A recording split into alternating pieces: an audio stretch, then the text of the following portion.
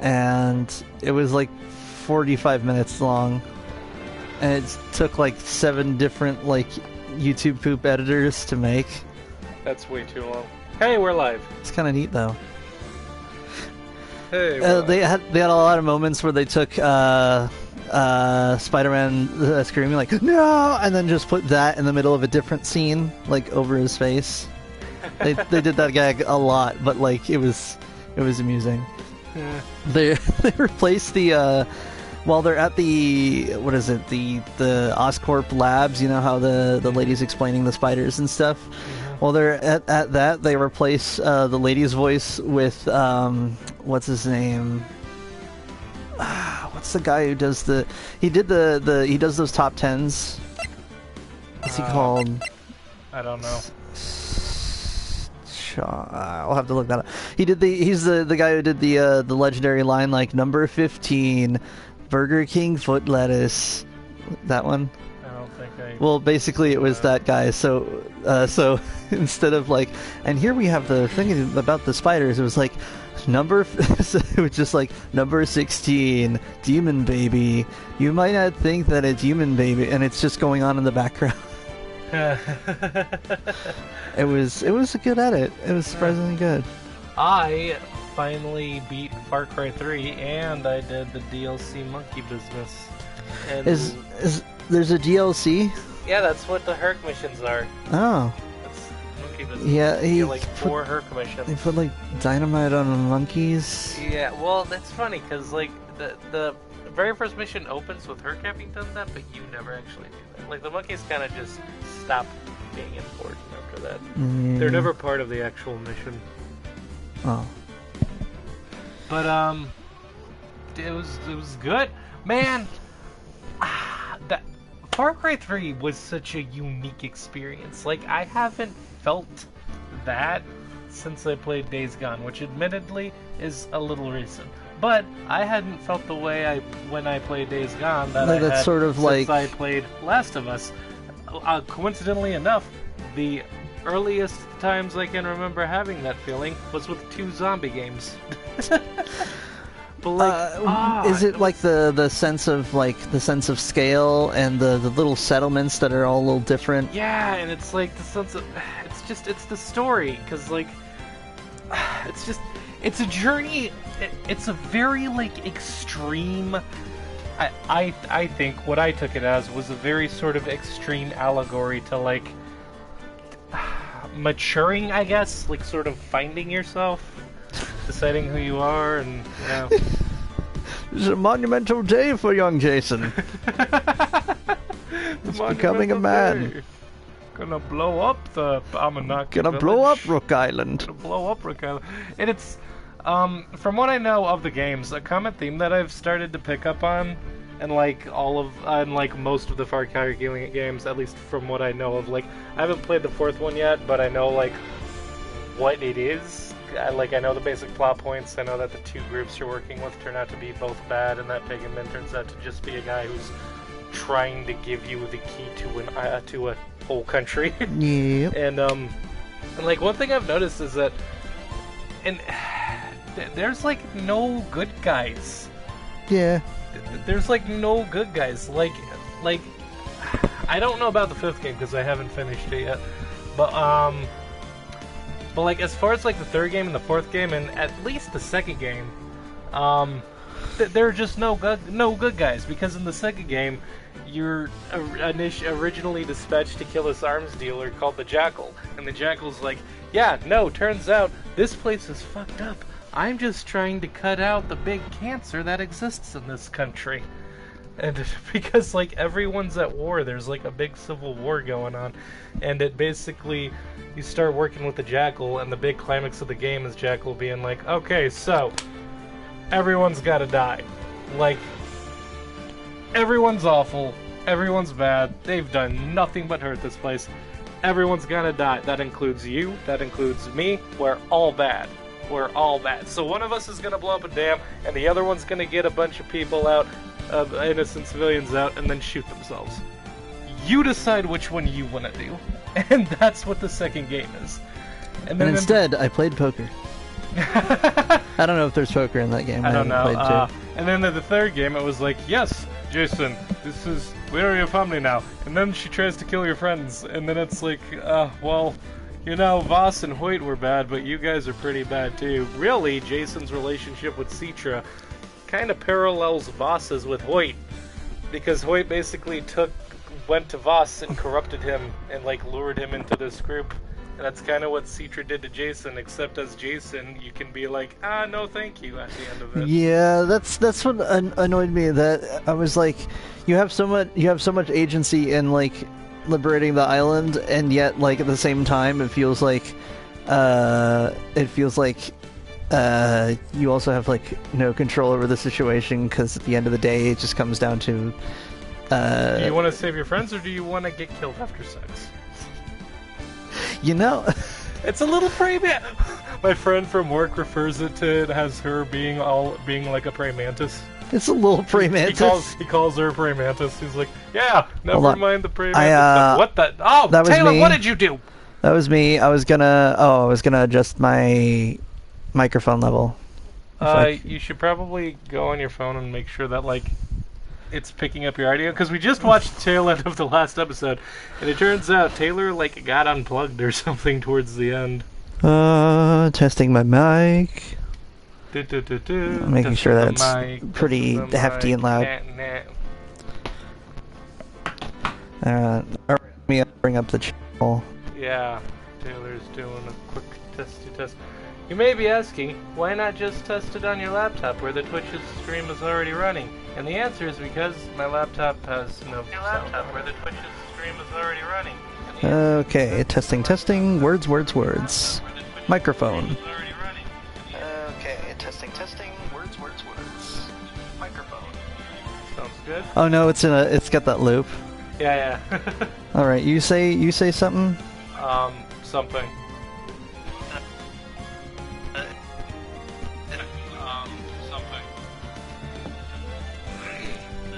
I think I'm a little loud, actually. Yeah, you're maxed out.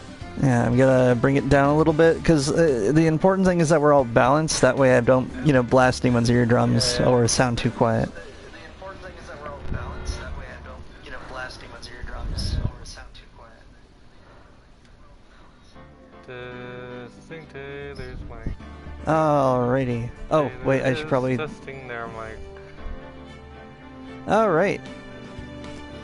Alright. So, that should be good. And then in the fourth one, both of the groups the rebels who, are made out to be the good guys, turn out to both be terrible, and Pagan Min's is just like... Because, none of them, So, Pagan Min is, a dictator who already has this whole, dictatorship set up. But the two leaders of the Golden Path are focused so much on... they're basically focused more on, attacking... They're focused so much on attacking Pagan Min that they've forgotten, they don't really seem to have a good focus on how to keep their society sustainable, after the war. I really want to play the fourth game because it looks good. Oh yeah, I would definitely suggest it. You get to fight a big demon thing. Yeah, it's kind of like a mind-blowing game because... the main villain turns out to be, the least villainous person in the game. I mean, in terms of, as far as the game goes. I mean, obviously, as far as a person, what everyone's, he's a plans dictator, are. Yeah. So, obviously not a good person, but, comparatively, not the worst in the game. It's weird. It's kind of weird how, his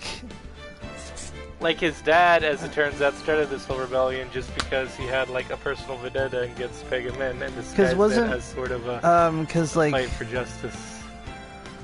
Yeah, which is weird, because, wouldn't his dad just be the king? That's the part that doesn't add up for me. Is that, didn't his dad get killed? As in, how would he start the rebellion? Did he start the rebellion after he got killed? That's my question. Well, I mean, he was the leader of it before, wasn't he? Yeah, but while he was alive, wouldn't he have just been the king because he was Pagan Min's dad? No, he wasn't. Oh. What was he? What? See, from what I understand, is Whose dad was he? he was the main character's dad. Yeah, but as He was in... AJ's dad. Okay, I need a AJ's diagram. Okay, no, I think his name was Mohan. So basically, Mohan, AJ's dad. You're the main character. You're the main character. The main character's dad is the guy who started the rebellion. And Pagan Min, he sent his wife to go spy on Pagan Min, but then she fell in love with him, and then they had a kid, and then the kid was born, and then the dad killed the kid out of spite. Right. And that's why the game ends with you putting your mom's ashes next to your half-sister. Oh, yeah. Yeah, and then there's like that whole first act twist where it turns out that like the tallest mountain is actually in another realm, so you gotta go through a big portal. Wait, what game was it? God of War references. God of War, yeah, it was God of War. He spent all that time climbing that mountain, and it's like, oh yeah, they said the highest mountain. She said her wishes was to be spread, have her ashes spread on the highest mountain in all the realms. This is just the highest mountain in Midgard. We gotta go to another realm. Oh yeah. I was like, ah. Damn it, wife. Anyway, welcome back to Phoenix Wright. Welcome back to Phoenix Wright. In our last episode, we learned a lot about Edgeworth's background and how my guess may be correct that somehow he may have shot his own dad. Yeah. And I swear that Larry's shirt is like two square faces looking at you. They're like peeking around his jacket. Oh yeah, they are. I wonder who came up with Larry's style. They're like, how about like a sport coat over like a t-shirt, but the sport coat is like bright orange. Right. December 27th, Police Department, Criminal Affairs. Looks like Detective Gumshoe hasn't gotten back yet. He hasn't gotten back yet. Shut up, Maya! I'm just messing with you, Phoenix. Gumshoe, it won't be getting back today. That was my line. Oh, I thought I was doing...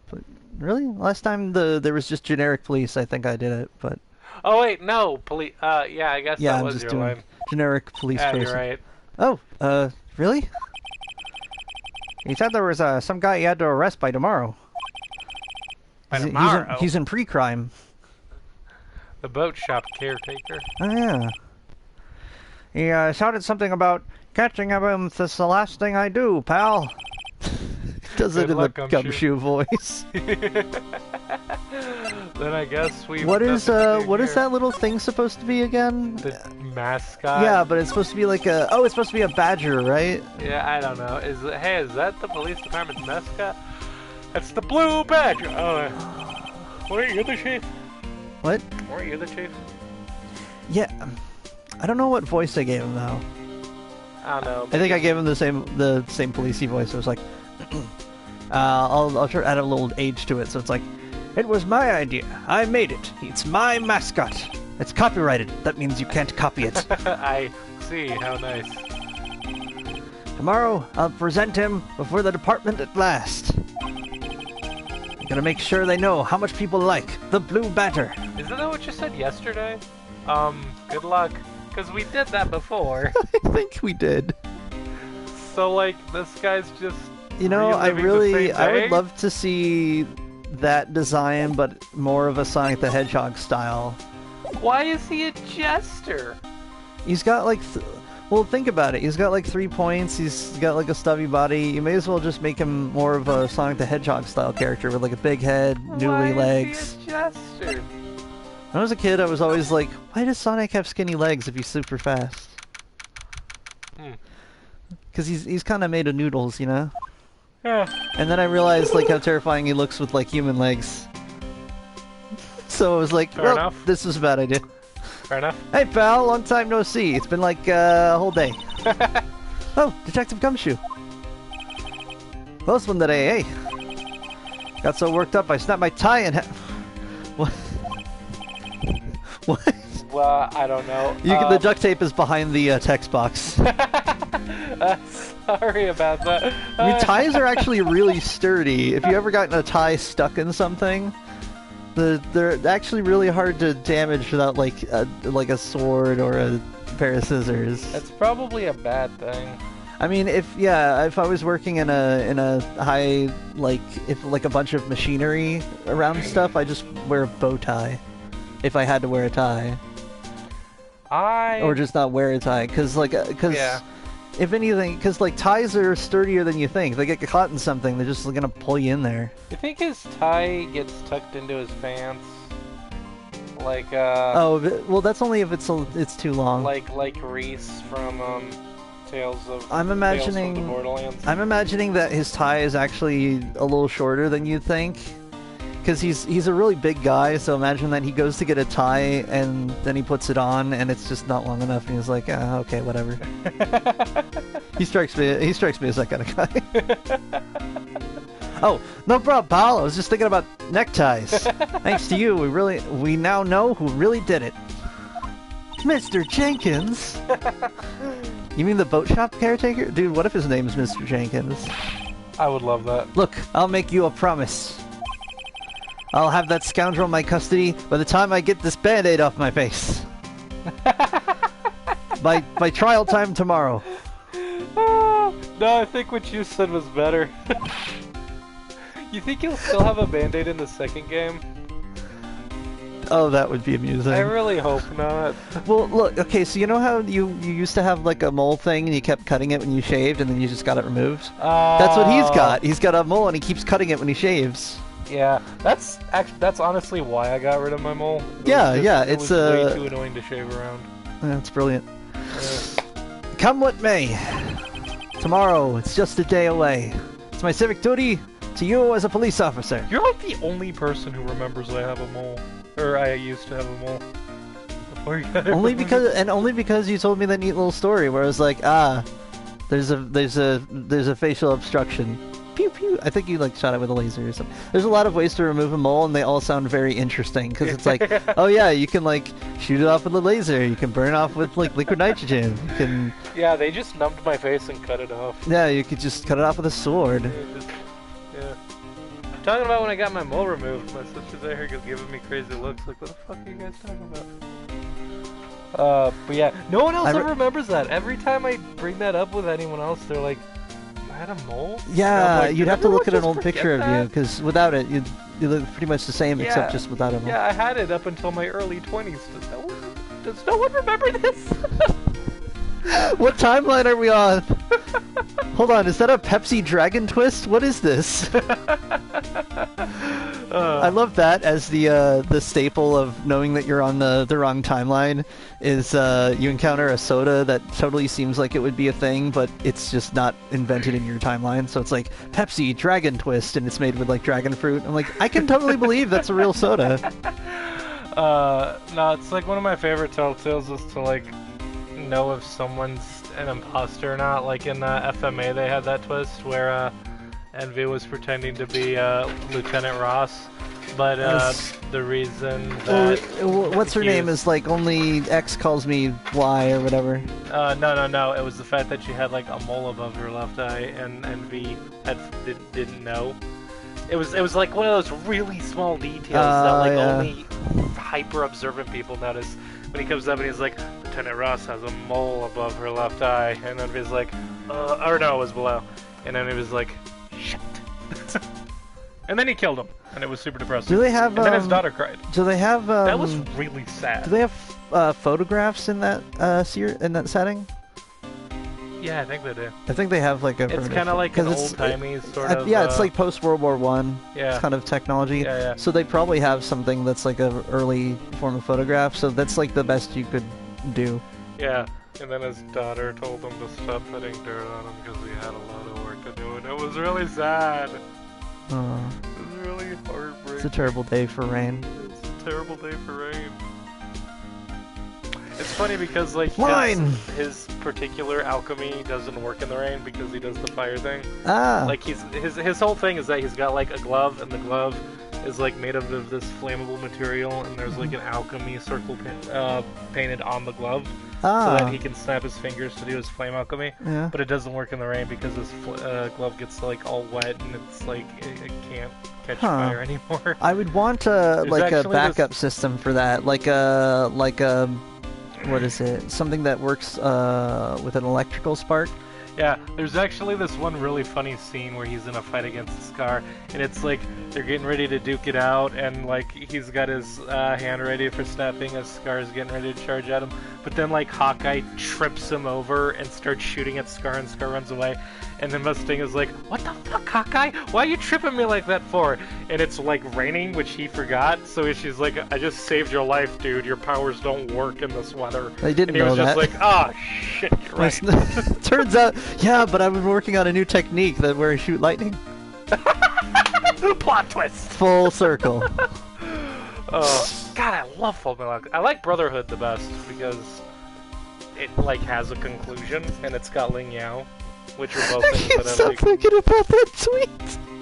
Oh, did you?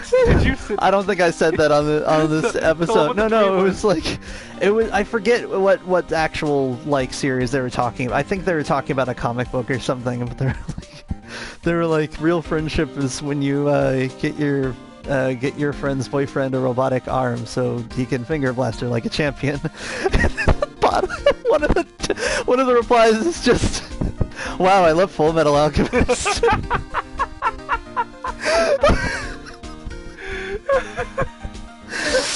Oh, man, I need to rewatch that show. I do as well. I think I got it on a You want to thing binge at it with home. me? Yeah, we should watch that. Yeah. I gotta remember what episode I left off on. I got after the hybrid thingamajiggy that everyone remembers. Oh, the one with the dog and the girl. Yeah. Yeah. Episode. Here's a question. We know what would be a really revolutionary technology? What? Unhybridizing people. Yeah. I mean, by the law of equivalent exchange, wouldn't you be able to do that theoretically? Simply because you're taking the same exact parts? Maybe. I don't think anyone's thought of that in Full Because Metal the thing is, everyone's like, well, the reason why you can't, like, turn your materials into a person is that, like, there's, like, an essence of a human soul.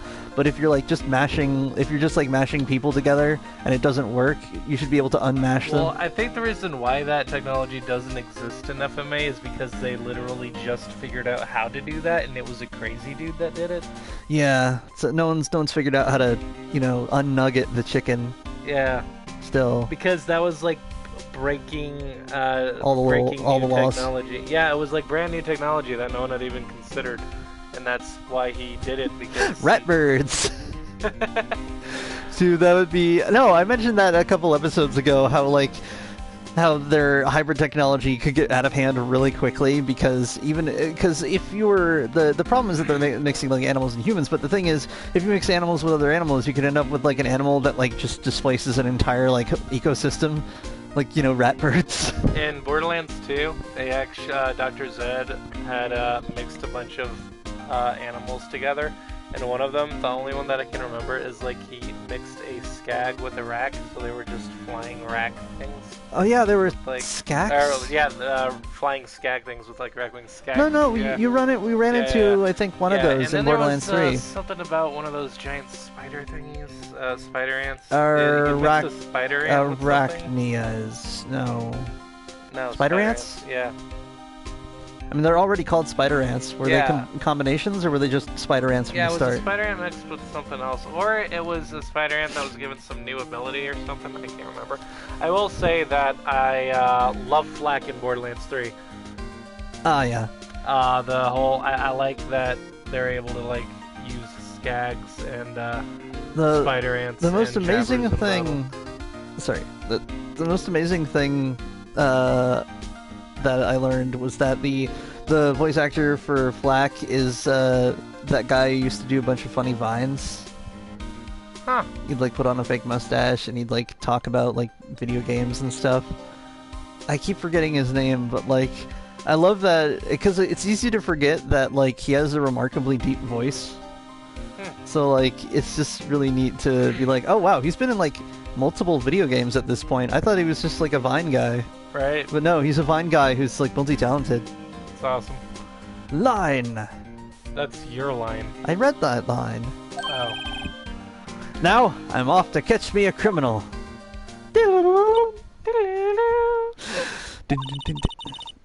Detective Gumshoe sure is active today. Oh, one more for 3. Oh my god! Each. No one can go into the woods today. If you do, You'll be in for a big you're surprise. in for a big surprise. Thank you for that. Knew where you were going. You were so in sync. Well, I came into my brain at exactly the same moment. I'm looking for my cough drop somewhere. Hold on. Yeah.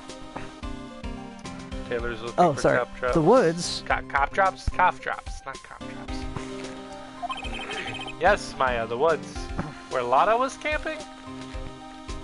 Hold on. There we are. Sorry about that. Woods are off limits to camping, and apparently the park ranger found out. He got pretty mad. No one can go in for a while. Well, See, I tried to call him earlier, but he accidentally hit the wrong button and he hung up, and it just wouldn't allow him to call me back. You know how Firewatch is. Dude, I really wish they switched the mechanic in Firewatch for calls and the mechanic in like Far Cry, where in Firewatch you always hear the full dialogue, whereas in Far Cry, if some like villain wants to give like a big monologue, you just hang up. yeah. Cause like usually, cause you know how I am with like extra dialogue, where like I'll like stick around just to see if like someone says something amusing. Right. Like I learned in Far Cry 5, if you're sneaking up on a cultist and they have like the radio playing nearby, they'll actually be singing along. Oh, that's neat. Yeah, occasionally they'll talk to themselves and stuff. But but like the thing is, when it comes to at this point in the game, I'm just like I don't even listen to the big bads anymore, because like it feels like they're trying so hard to make a point that they made, like they tried to make in the first 5 minutes, and then I was like, nah guys, but you're wrong though. Right. You're setting up an unsustainable future. What do you think this is, Metro? Yeah. You can't Metro. Only Metro can Metro. Here, take the Oh, hello. for a minute. Oh, he's got to put some stuff in his hands. Yeah, I got some. I got him moisturize. I guess Lada's in a lot of trouble. Thank you, Maya, for recognizing the ridiculousn's in-game of these in-game characters' names. Also, there's a handgun you can get in Far Cry 5. That's the one that Lana uses. It's the little compact SMG. Yeah, you'll recognize it. Is that like the one female character that's part of your group? No, it's just a gun you can get. Oh. But Lana from Because I remember there's like one female character in your group of cops. Yes, but Lana from Archer, the gun she uses, I keep forgetting what it's called, but it's a Tech 9? I think it's a Tech 9. It's 2. Yeah, and it's got like the vented barrel. Yeah. And it's got a very boxy sort of magazine like shape. You can get that, and it's pretty good to use. I keep forgetting that Far Cry 5, a lot of its weapons, like when you get a fancier version of it or something, it'll be like a lower damage, higher rate of fire, and I'm like, why would I want to do that? But then I realized that on most when you're fighting like animals, you want to get like high damage because you often like miss whatever their head is supposed to be. But when you're fighting regular bad guys, any headshot works. Which I'm really glad that they didn't like manually rebalance that, where it's like, because some games actually do that, where if you're going full auto, it makes it that headshots don't count as headshots. Right. Just to avoid you just spraying in the general area and getting a lucky shot. But that's how it works in Far Cry 5, and I love that because it means that like you could be in like a helicopter and like shooting down on like a truck, and like one shot is the one that actually works. Right. And that's how it is with the SMGs, where it's like sometimes you can just have a rapid-fire SMG and just be like, I'm spraying in this general direction, and the one hit is gonna count. Oh man, dude, I was playing Far Cry 5 with Taylor, and he helped me get Boomer. And in like the 10 minutes that I had known Boomer, I had one kicked him by accident when That I was trying to pet him, and then 2, That's ran not him the pet over button. because he wouldn't move away from the vehicle that we were in. That dude, I've gotten so used to the animal companions like wandering in front of the vehicle that I check. It's like how you are when you actually have like pets, and you every time you get into the car you like check every angle, like you look over your shoulder, you check under it, you check the hood, and you're like, okay, now it's safe because like. Wait, if you equipped Boomer while I had a Boomer equipped while we were playing together, would we have 2 Boomers? No, while I'm in your session, I can't use any of my companions. Oh, well, that's bullshit. Yeah, otherwise, how hilarious would it be? Dude, how much good dialogue would you get if you could double up on some of the companions? It'd be so amazing. Dude, especially if they had color swaps, so then you have like Cheeseburger and then Cheeseburger 2, who's like, you know, redder or grayer or something. Oh, man, that'd be I'd awesome. love that. That'd be great. Oh, make an achievement for it, it'd be called Double Cheeseburger.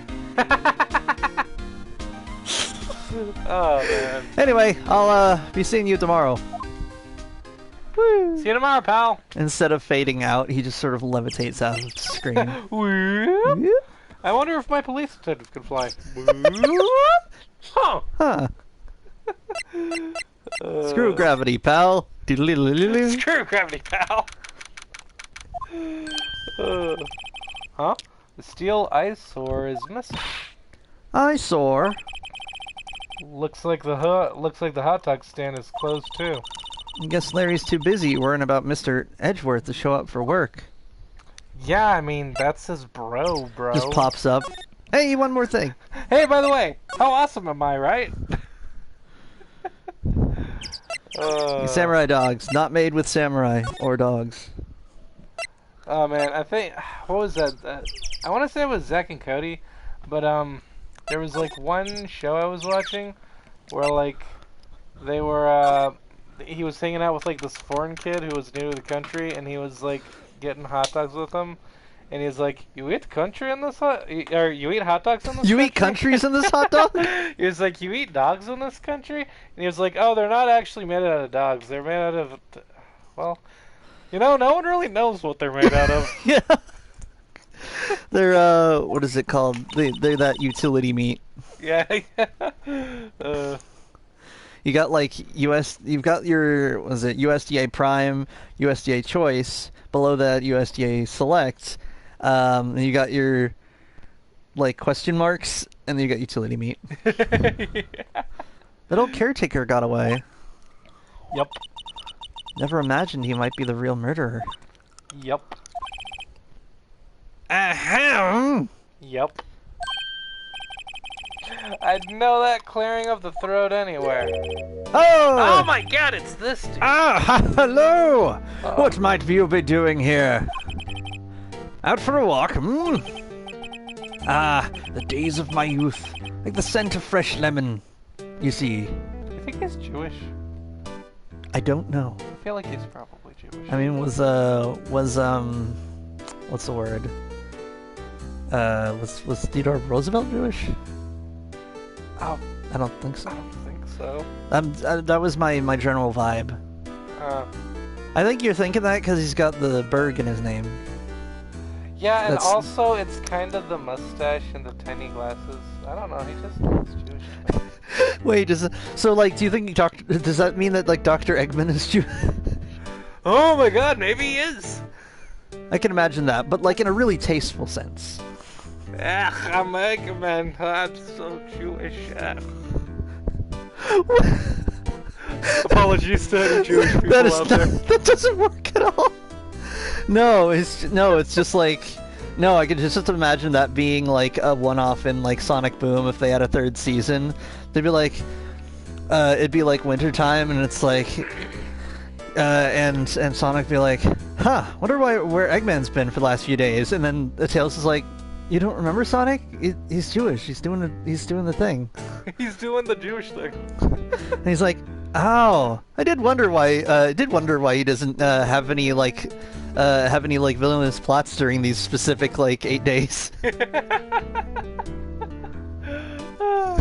Just everyone else. Seriously, you didn't know? Seriously, you didn't know? Show of hands. Who here knows? You know, it doesn't really come up in our conversations when we're like battling. It's because all the other characters interact with them outside of battles. Like especially Amy, they just they hang out after work. Right. 9 to 5, we're enemies. After that, we're fuzzy cuddle buddies, or whatever the game was called. I was just thinking of that Harley Quinn episode where Harley Quinn just found out that Poison Ivy was dating Kite Man, and Dr. Psycho was just like, show of hands, who here knew that Poison Ivy was dating Kite Man? And everyone raises their hand. I feel like she was out of the loop because of the whole I feel like the whole group when the whole group kind of broke up. That's when the separation started. Yeah. It was sad. I wonder if Grossberg is quoting a poem. Oh, the days of my youth, like the scent of fresh lemon. You see? Hit the button. Mr. Grossberg, this is no time for idle reminiscing. Mr. Edgeworth, I guess it makes from their perspective, time moves normally instead of by scene, so I guess it makes sense. Yeah.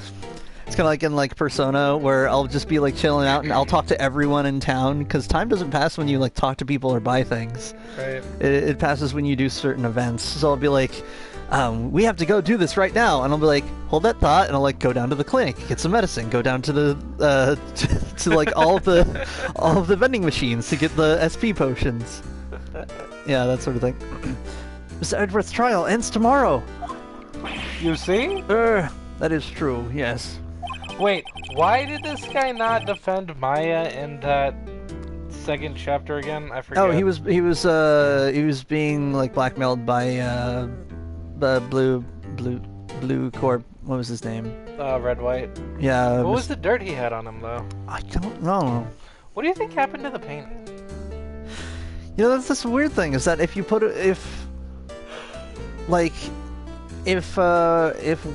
White got what's the word? If Mr. White got jailed or whatever, then you think they would be going through his assets or whatever and be like, wait a minute, this one says Grossberg on the back. Because the funny thing is that Grossberg, when he mentions the painting, he sees it as his fault, where he sees that he didn't properly appease Mr. White, and because of that, that's why he doesn't call it out. That's why he doesn't report it stolen. So that's the problem, is because he never went around to doing that. I don't think he ever got it back. Ah, damn. That sucks. I mean, we need a prosecuting lawyer for that, and I'm more of a defense lawyer. But from what I saw at today's trial, Edgeworth should be fine, right? Well, I'm not so sure about that. Oh, what do you mean by that?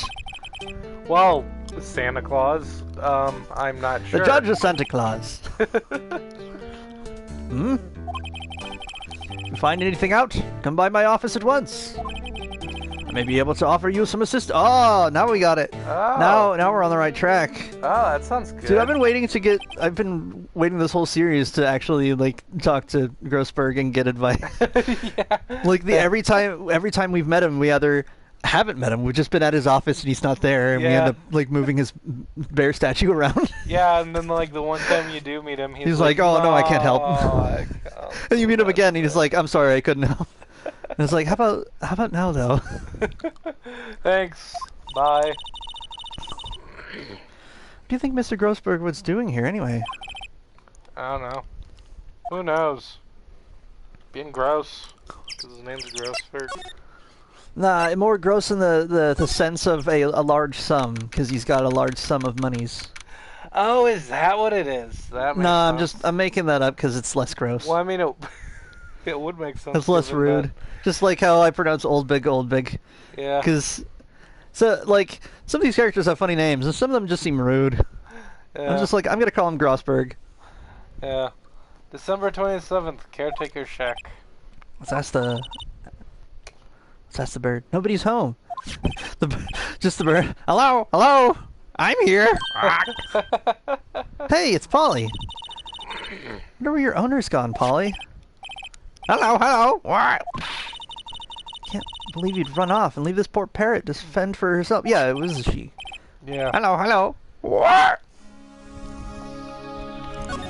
We gotta take this ferret.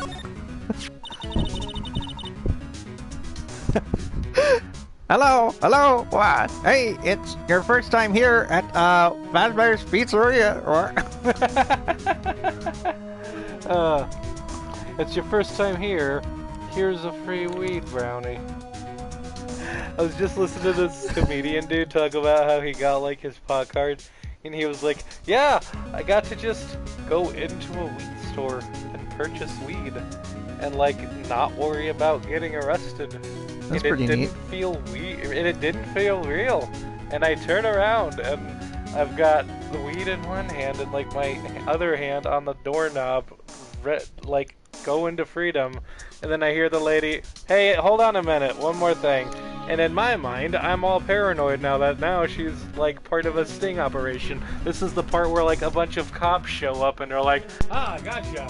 And I turn around and she's like, "Hey, it's a real cutthroat business. We're glad you chose us.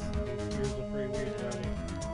And so I take the brownie, I'm like, "Thank you." And then I go to turn away again and she goes, "Oh, hang on a minute, one more thing." And this is where I realize, oh no, she just planted more drugs on me. The cops are waiting behind the place like, "Oh my god, I can't believe you did it. We finally get to go home, everyone. Johnny, you're gonna meet your daughter."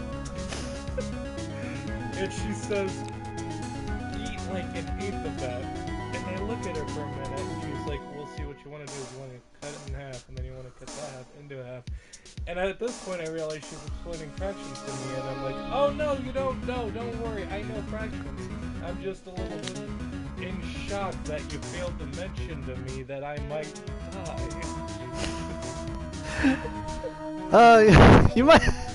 You might think you're dead, but you're not. You're gonna wake up in 30 minutes, I'm gonna empty up everything in your house. Man, that's the wild thing is how no one's actually like died from just being too high. They just get real sleepy. Yeah. Legalize marijuana. I wonder if you could use that as a dinosaur tranquilizer. Well, because the main thing you'd want to avoid if... Oh, I thought you were looking at... Oh, no, I'm just... The main thing because, like, when it comes to, like, tranquilizers, like, the reason in, like, video games and movies and stuff, they're always, like, the right dose, but in real life, like, it's just like an anesthetic where you gotta make sure it's proper, or the proper, like, dosage, or you'll just... Either it won't knock out the dinosaur that you're fighting, or it'll kill the dinosaur that you're fighting, which otherwise you may as well just use a gun. And I was thinking about that, and I was like, maybe they just use some kind of, like, cannabinoid extracts. Like, something that can, like, something that just will make a dinosaur really, like, drowsy, but once it hits a certain point, it just filters through the system. Right. That's the secret. That's what they've been really growing on, Isla Nublar. Speaking of drugs, I gotta say my favorite level in Far Cry 3 is probably the one where you're burning Voss's, like, weed farm, or whatever it was. Oh, yeah. You're, like, burning up all his drugs. One, because, well, you're burning all of his drugs, which usually I'd be upset about someone destroying weed, but since it's Voss, I'm like, yeah, fuck Voss. And two, because of that killer music that level's plays. changed since my opinions of weed have changed. But yeah, they had that kick-ass music playing over that whole level that never played on any other level, and I'm trying to think of what it was, like, Make It Bundem? But it's like burn without the R and dem, like a D-E-M. Yeah, let me, It's like, how does it go? It's like Make It Bundem. what is the, what's the level called? Kick the Hornet's Nest. Alright. It's like we mash up the place to make them all have fun. We ablaze the fire, make a bond down. Kick the Hornet's Nest. It's really good. Soundtrack. Make It Bundem. Yeah, Make It Bundem. Yeah, like bun, like the bun. food, and dem, like DEM. Yeah, it's really good. We ablaze the fire, make it bondem. Man, I listened to that with my friend from work who also loves Far Cry 3. And Fields. Voss, the fields, they've been bundemed. They bunded them. They've been burnt bunt. up all your crops. Oh man, now I want a bunt cake. Oh man. Next. You didn't read that line. Maybe I should take care of Polly Nick.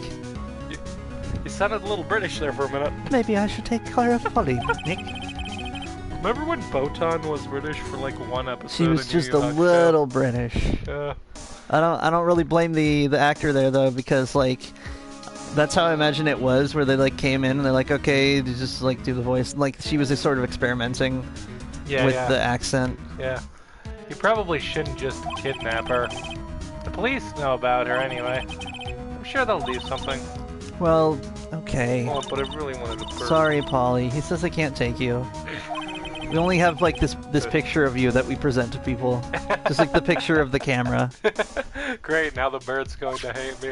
Act like I'm your. If you actually look at the size of this room, that bird must be huge. It feels like she's my kid in a pet store. She's like, Daddy, can I get this? And it's like, no, you can't have that. The more I look at this room, the weirder it feels because of the scale feels a little off. Hey Phoenix, check out this dank bird. This is the dollar store. How Dank can it she be?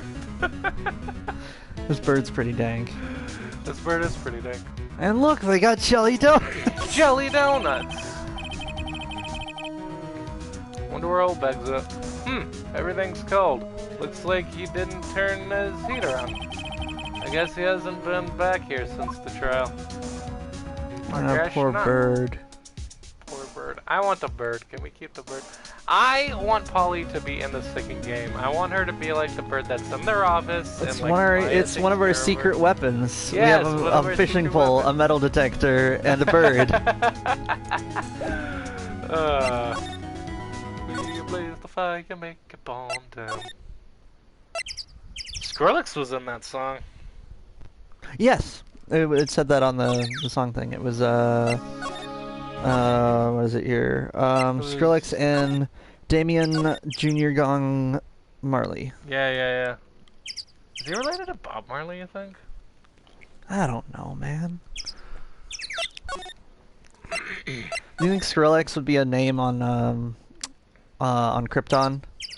Like his last name is X? Yeah. Skrillex, son of Jor X.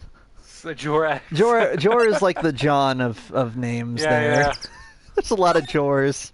There are a lot of Jors. Criminal affairs. No, wait, I want to go to. And his brother Drill X. Drill X. Let's go to the detention center. Hey, Miles, boy, what's up? His brother Texum X. Dude, there was like this fan comic thing about Kryptonian who wound up in the Marvel Universe, who was actually Superman's brother. Alright. And that's all I remember from that. I need to save my brother. It's time to face full life consequences. Shout out to those who got that reference. I didn't. What was... There's a fan fiction that was then read out loud and animated using, I think it was like, was it like Gary's Mod? And it was called Half-Life, Full Life Consequences. And it was about, what is it? Jacob Freeman or something, the half-brother of John Freeman. Huh. Or brother of John, yeah. It's kind of neat. Huh. It's the source of the that meme where I go, they were zombie ghosts. Dude, my buddy and I were playing House of the Dead at round 1. You remember when you and me like beat the entire House of the Dead game? Yes, I Peter believe Piper? we mentioned that. We played, was it like 3, was that... 4, and 5, or 2, 3, 4? Yeah, it was that we one. Played of a lot of Taylor's, them. It was that one of Taylor's birthday parties, and it was awesome. That was back in high school.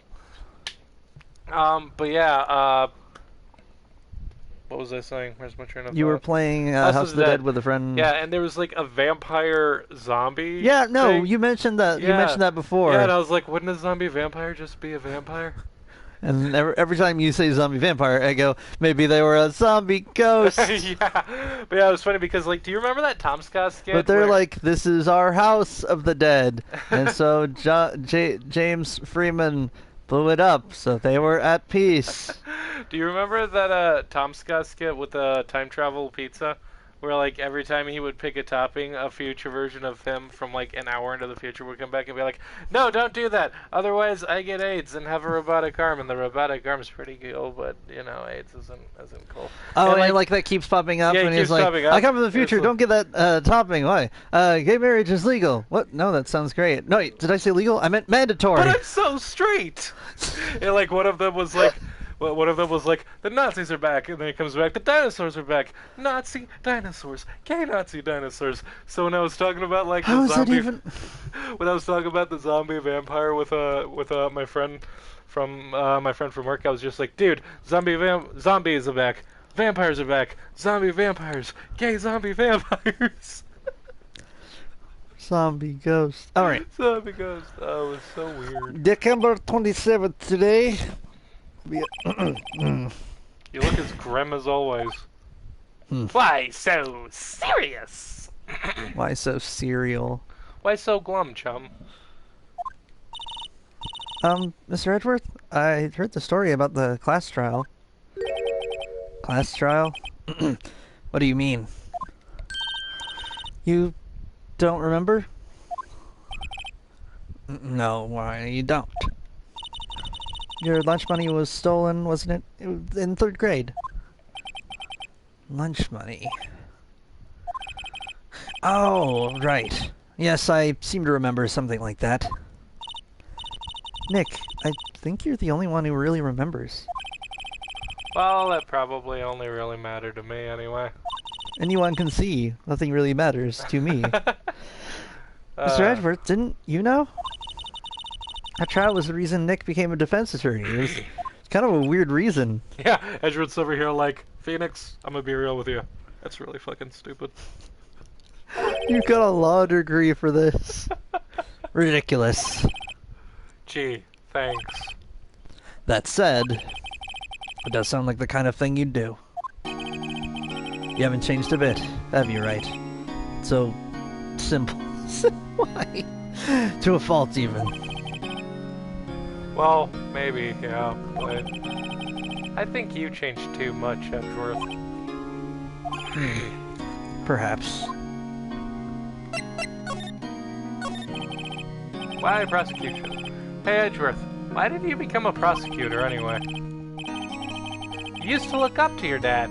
You said you wanted to be a defense attorney, right? I couldn't let myself deny reality like you. What do you mean? All these squares make a circle. My father was taken from me, and you want me to defend criminals? I'm sorry, Wright, but I'm not that good of a person. One suspect was apprehended in your father's murder, right?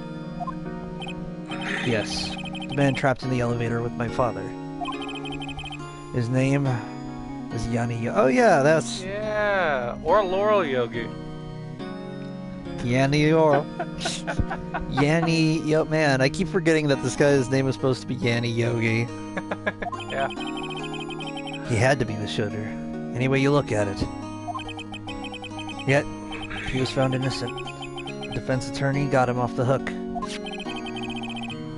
That would be Robert Hammond. Robert the Ham Hammond. Bro, I just realized. What? It's Robert the Ham Hammond and Miles the Eggs Edgeworth. But Maya's the one with the egg mouth. Maya... I don't know what her nickname would be.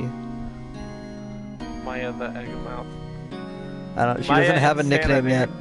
The nickname appears when you earn one. No, it's Maya Insanity because of the definition of insanity. Where she's always repeating things. It would be... I don't know what her nickname would be. We'll get back to that. It would be insanity. It's insanity. On that day, 15 years ago, Insanity. someone tried to come up with a nickname for someone who was 2 years old at the time. I haven't told It you didn't the work. definition of insanity. The three of us were trapped in that elevator for 5 hours. 5 hours? We were rescued. We all suffered oxygen deprivation. I lost all memory of the murder. Lost your memory? Lost your memory? Lost your memory? Lost Even your memory. lost your memory, huh? Oh, Metal Gear. What do you mean stop repeating everything you say? Rada rada! Even now, I can't recall what happened in the elevator. That was the crux of Yogi's attorney's argument in court. He claimed that Yenny Yogi had been not of sound mind due to oxygen deprivation. Yogi was released due to a lack of evidence. Innocent. That's when I changed my mind. Started to hate defense attorneys. Yeah, but you went a little extreme with it, bro. I'm gonna be real with you. Look, a defense attorney ate my father, and then I don't want to be a defense attorney. I'm gonna be real with you, Edgeworth. You're a little extremist about this. Isn't everyone in this series? I mean, I guess. Pretty much everyone's is real spicy with how they go about life. Man, I'm waiting for the twist where Phoenix winds up with a guilty client, and I was like, oh no. Yeah, what if we figure out that like they actually are guilty, and we're like, oh no. Well, okay.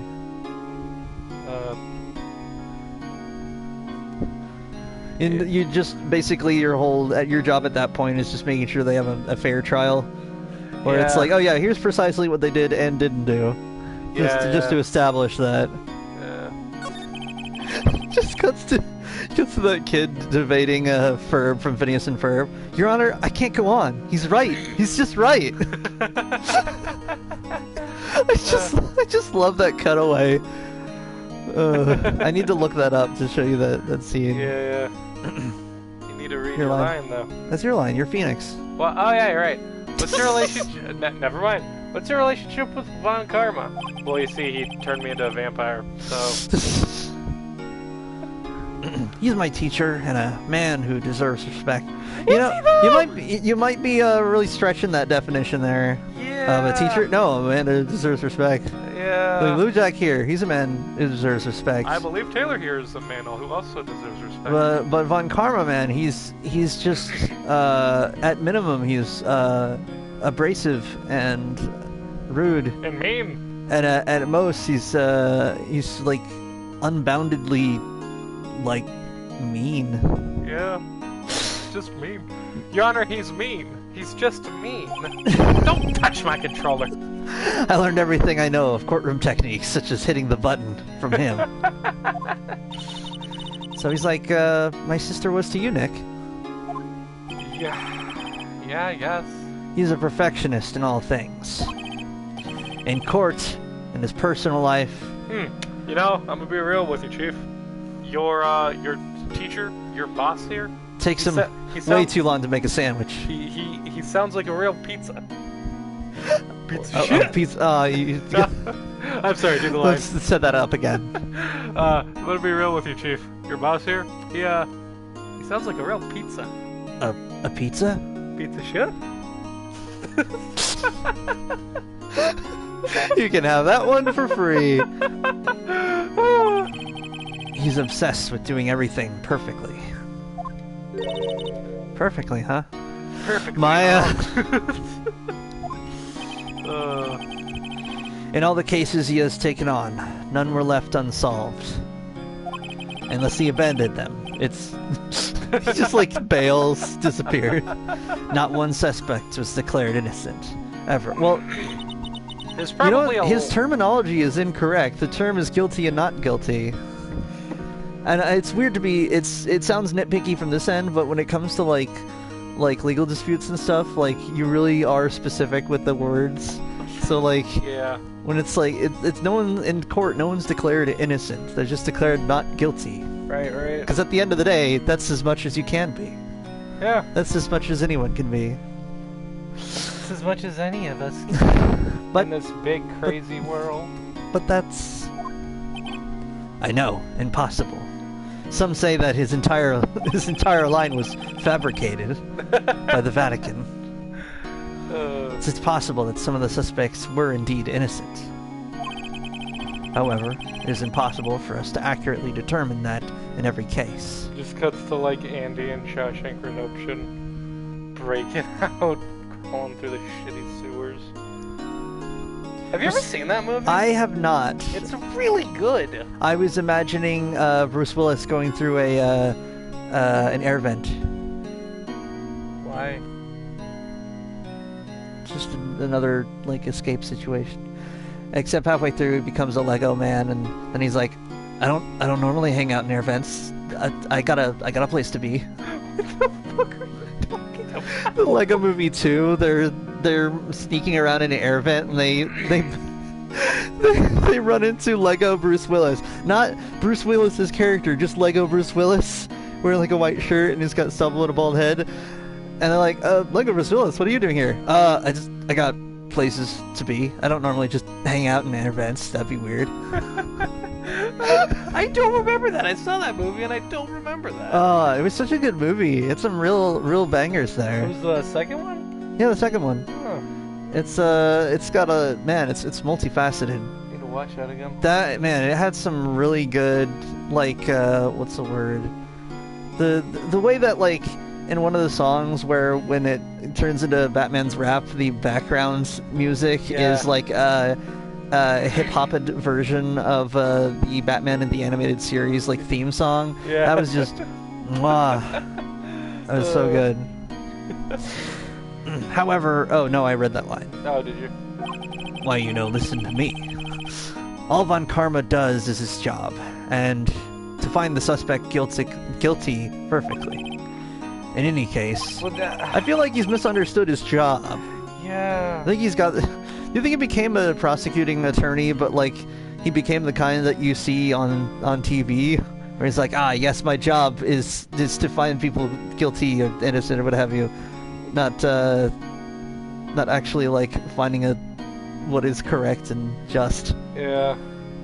Then again, I don't know. I feel like that's the cinematic, like, lawyer in general. Like, ideally, lawyers would be following some kind of, like, ethical code. It's nigh well impossible to find a weakness in him. Except for sunlight, onions, sunlight, garlic, fried onions. Probably onions. Being away from the soil from his homeland for more than 24 hours. Yeah, he has to sleep in a coffin. He has to be invited into the courtroom. Yeah. And, anything else? You got any other? Steaks. That's actually everyone's weakness. I have a special... I have an extra pocket for steaks. I'm just thinking of, like... Pulls out a wooden steak. I'm just thinking of, like, that episode of Archer where the CIA dude was, like, invited into the room and they're talking about, like... Yeah, once we're in like a vampire. I told you! Yeah, and then it's like someone's like, yeah, I'll get a bunch of garlic and a steak. And Sarah's like, he's not a vampire. And he's like, it doesn't matter to the steak. A delicious 3-point steak. I'm not really a steak guy. I'm not really a steak person either, because at the end of the day, steak is still like cow meat, and I'm just not a fan of cow meats. Really? I love cow meats, just not in steak form. I like burgers. Interesting. I'm more of a fan of chicken. I guess it's like a fundamentally different animal, Yeah. But like, I don't know. I like chicken too. Man, it's funny because you can cook beef in chicken forms. Like, you can make like beef nuggets, you can make beef fries, or whatever. But like, the weird thing is, it's just not the same as chicken in the same form. Man, I also because they have those at like Lucky Wishbone. You ever tried those? No. They have beef fries or beef fries. Yeah. Beef fries. Okay, so you know how you can French fry? Aren't those made out of potatoes? No, you can French fry potatoes to make French fried potatoes or French fries, which are great. And you can use a similar method with long cuts of chicken to make chicken fries, like they sometimes have at Burger King. It's like it comes back and it leaves. The chicken fries. I have tried those. They have that, and they don't have that every once in a while. Well, with Lucky Wishbone, they have that, but they also have beef fries.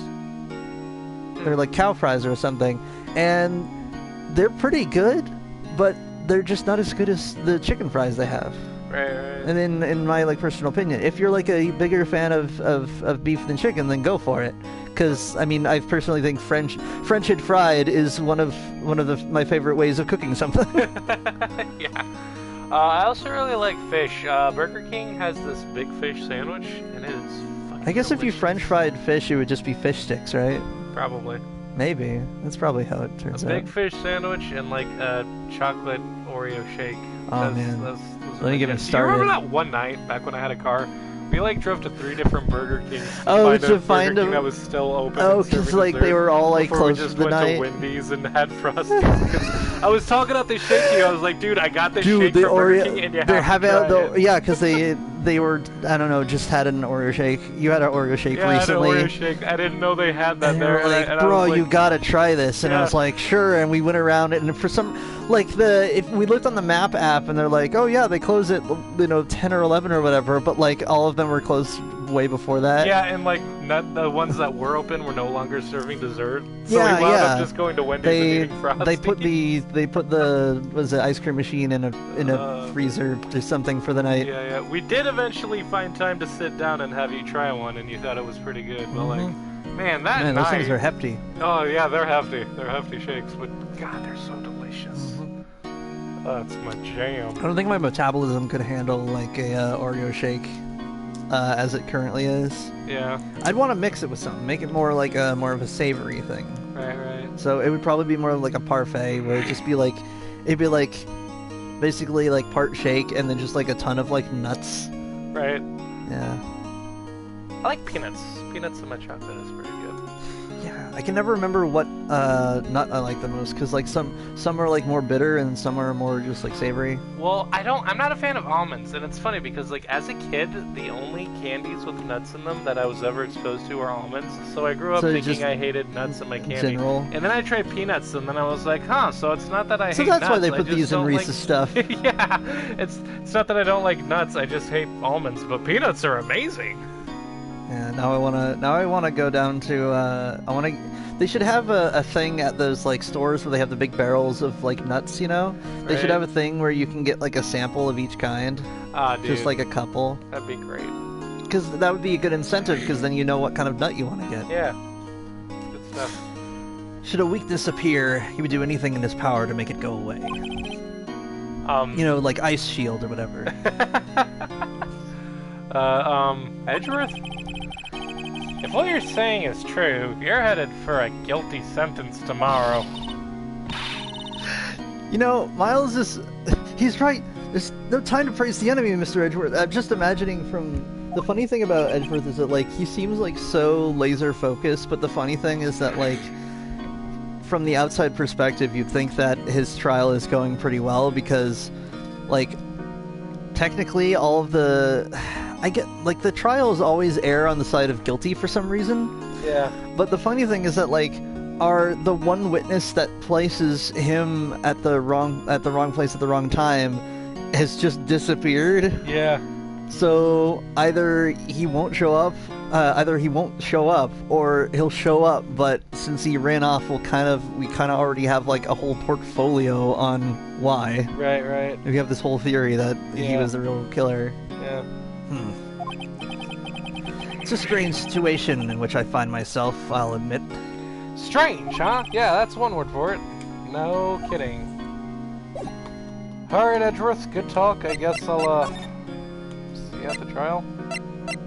Grossberg! December 27th, Grossberg Law Offices. I thought you were gonna go for a, the SpongeBob French guy. That's what I was trying to do. Yeah.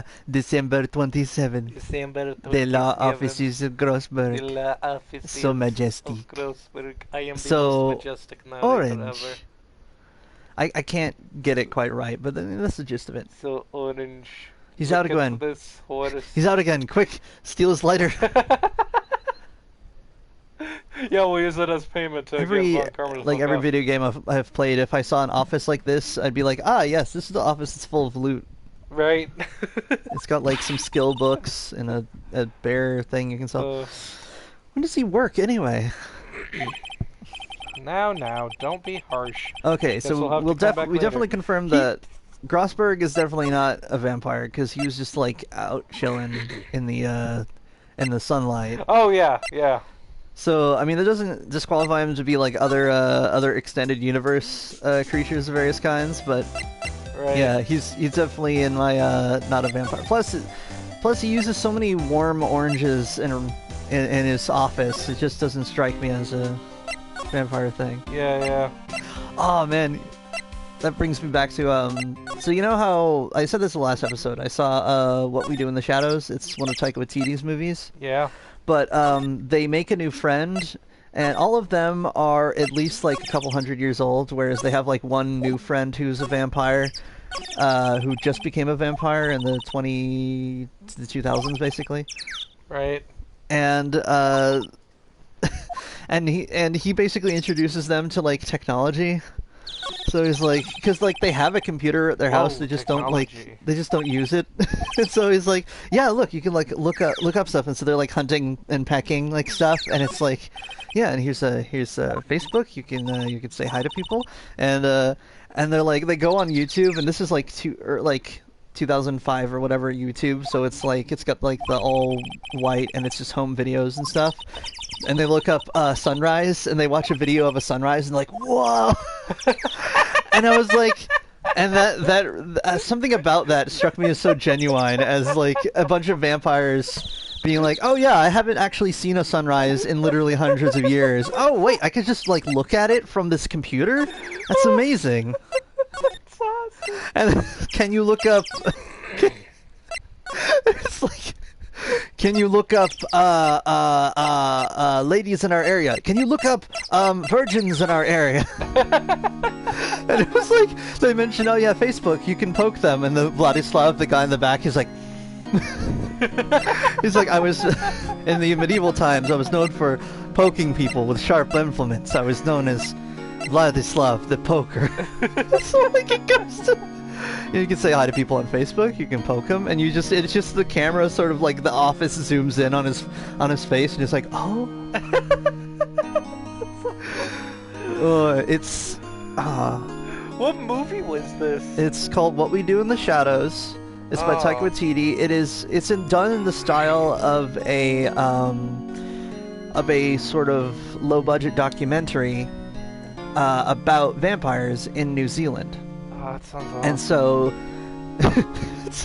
it's basically, is this Vampire Bloodlines? Except if it was, I don't know, directed by Taika Waititi, where like it's just a good time. Everything is like, I think one of the unique things about Taika Waititi is that he's like the opposite of grimdark, where like if you look at like What We Do in the Shadows or like Jojo Rabbit, like he can take something that would normally be like a real squicky situation, like, oh yeah, here's a vampire and they've been around for hundreds of years and they used to be like an evil dictator or something, but like he can summarize it into a situation where you're like, oh, okay, like I get the humor in this situation, because like things are like everything is controlled. It's not a things are out to get me kind of situation. Right. Like only Taika Waititi could like show up and like as literally Hitler in a movie and get a giggle out of the audience. Like, man, you know what's funny? It's funny because like I love all Taika Waititi's movies, and it's like, oh, that's the one situation where Jojo Rabbit was the first time I saw Taika Waititi in a movie, and I wasn't like, oh, I'm gonna give him a hug, because it was like, oh no, he's Hitler. He's funny, but he's terrible. Because he's not literally. What's funny is that although he's literally Hitler, he's not literally Hitler in the movie. He's Hitler, the imaginary friend of a kid, and as such, he has the same processes and limitations of the kid himself. So instead of being like just absolutely nuts, he just acts like the kid's subconscious. Although he also represents like all of the like nationalism that's like holding him back. Right. And then he kicks and you know, I recommend you see the movie because the kid gets to kick him out of a window. And the effects are just hilarious, because like it's one of those things where it's like a kung fu film where you're like, he kicks Taika Waititi Hitler and he just blasts out of the wall through the window. It's really satisfying. I highly recommend it. It's good. It's sad. It's heartwarming. It's a good movie. Pretty much, awesome. Taika Waititi makes solid gold. Sounds awesome. It was that case that changed my life. And tomorrow, on December 28th, its statute of limitations runs out. Tomorrow. Could that be a coincidence? But even if the case is finally closed on paper, it will never be erased from my memory. Never. Poor Mr. Edgeworth. Ah, get over it. Hey, here's a picture of your dead dad. Did we have to... Nick, no! I'm sorry if I blasted up the audio in that. You and I are on the same wavelength. That's a photo of his father, don't show him that! You're right. How did they get that footage? I don't know. Now probably isn't Now I'm a good time. overthinking it. Probably isn't a good time to dredge up those memories. As you can see, there's multiple discrepancies in the two Jameses' different stories. Hold on, video evidence has just been found of the crash. And it's just every wild thing that they said all at the same time. Read your line. What is it? Nothing. Huh? Don't look at this photograph. It will not make you laugh. Do you think we have the one of the empty lake? No, that's the overhead map. Let's see. It'd be funny if we did, just because of, like, without context, it would be such a weird picture. It'd be like, is this one of those, like, you look closely and you find, like, someone hiding or, like, a spooky pair of eyes? Right. It's like, no, it's just the lake. Dang. Oh yeah, show him the lake photo. He might be like, oh, I remember that. Right. What are you showing me this picture for? No reason. You know, I was impressed by your deduction in the in the trial today. My Brian has its own reasons. Granted, you were at the end of your rope, but still. Nick, you noticed. That's the closest we can get to a compliment. Oh, Senpai noticed me. Just oh no, Senpai noticed me too much. Senpai, don't notice me right now. I'm sorry. I'm not sure how I can help you with that. Oh, just a picture of the parrot. Just showing him the door. Hey, look at this gun. Yeah, look at this gun. Sorry, I'm not sure how I can help you with that either. Okay, what about this bullet? That looks a lot like a bullet, definitely. Hey, look, here's a picture of my mom. That's not a dream. That would never be a dream. Hey, look, I'm a lawyer. He's not even amused by the lawyer badge. Bro, I'm a little stuck. I'm thinking. Okay. Yeah, I'm not sure where to go now. Because like I'm thinking, oh yeah, we just wait for the next day, because then what's his name will show up in court or not. Yeah, you would think. But I feel like we're. Let's see. We talked to Larry. Oh, that's solid mahogany. We talked to Larry. We talked to. It's carved from the trees. We talked to Grossberg. That was kind of neat. Where the trees are 800 feet tall and breathe fire. We're not doing it again. If you want to hear that, go back to I think it was the first case. Yeah. No, it was the second case. Second case. First case was. Hold on, I'm gonna look this up. Phoenix Wright. Move. Kick the hornet's nest. No, wait. Kick the hornet's nest.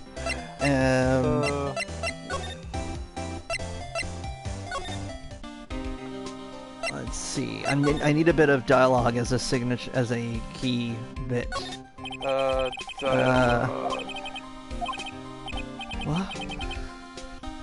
What? What? That's not possible.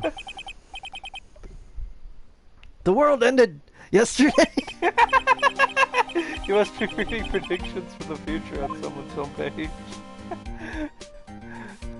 It's like 2012 when that article was published. Hold on. That. How did I misspell? Oh, because I typoed. Yeah, that's usually what misspelling is. Let's see. I'm gonna put chief. That's what. That's not possible. Fuck. What the way? That's not it. That's not it. This is case 5. That's not the same thing. I'm very this lake sure likes to cause problems, doesn't it? Huh? I mean, everything that happened here turned out to be a lie. Even the samurai dogs are fake. Gordy was a lie. The charge against Edgeworth were all lies. I guess you're right. And that boat place doesn't even serve pasta. I mean, I'm glad the charges were all lies, but still. Yeah.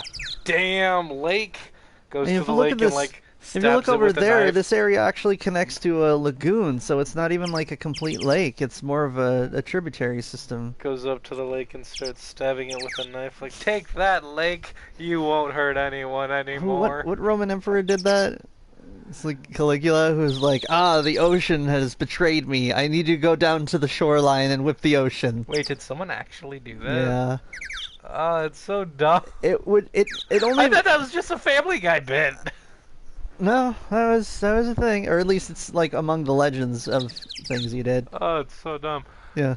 So I mean, if you literally thought that the ocean knew what you were doing, then I guess it would kind of make sense. But like from the perspective of like overall priorities as an emperor, you'd think I don't know. You can't. I don't think you can really punish the ocean. I don't think it really cares. Yeah, it really wouldn't.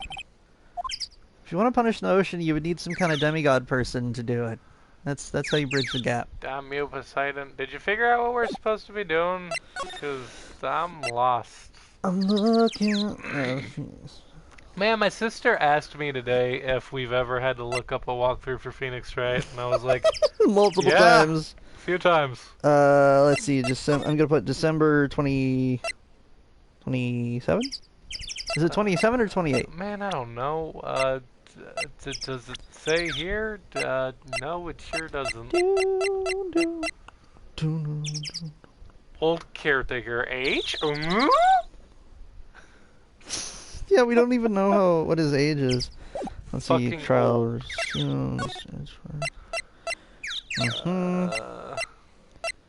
Let's see. Investigate further. Hey Larry, look, I'm an attorney. Ooh, I was hot out there. You know, we're still getting more dialogue, so at least we're doing something. Yeah. I'm glad someone's happy about how this case is going. He seems too happy to care about anything I show him. Oh.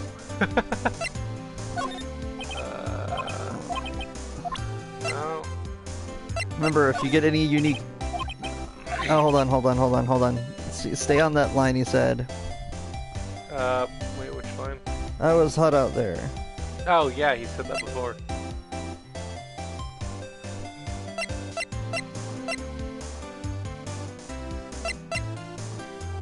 Okay, go to that line again.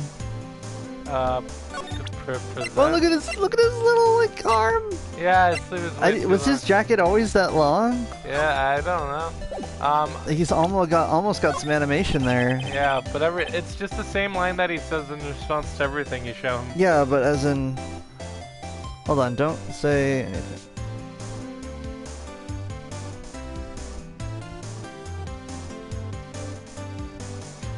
Because if I look up the keyword... Let's see, there's a comma there. Boy...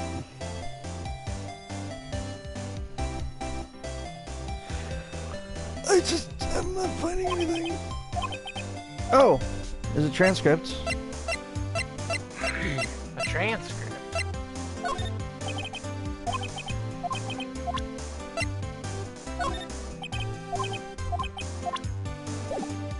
You know what still kind of surprises me? The fact that we have to look up walkthroughs for this game? Yeah, so often.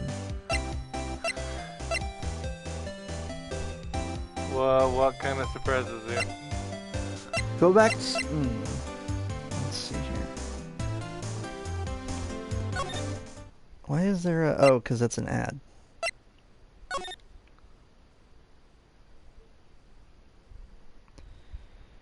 It's... Ooh, it's struggling. What am I doing?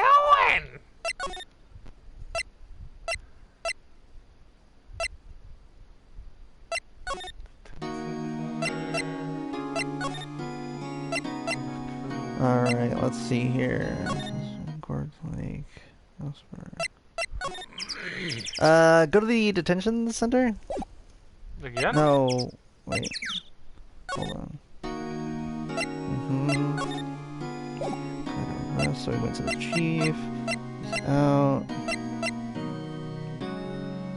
We talked to Larry.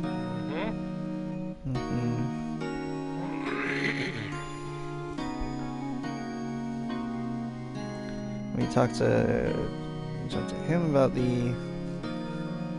Hold on. And we talked to him about the thing in the past.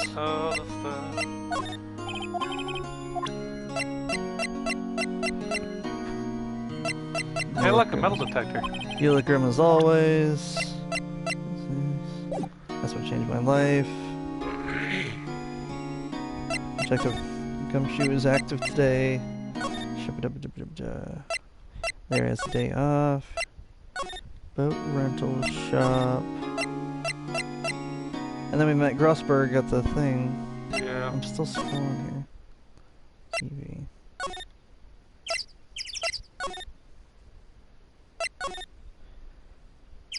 Oh, where is this? Hold on.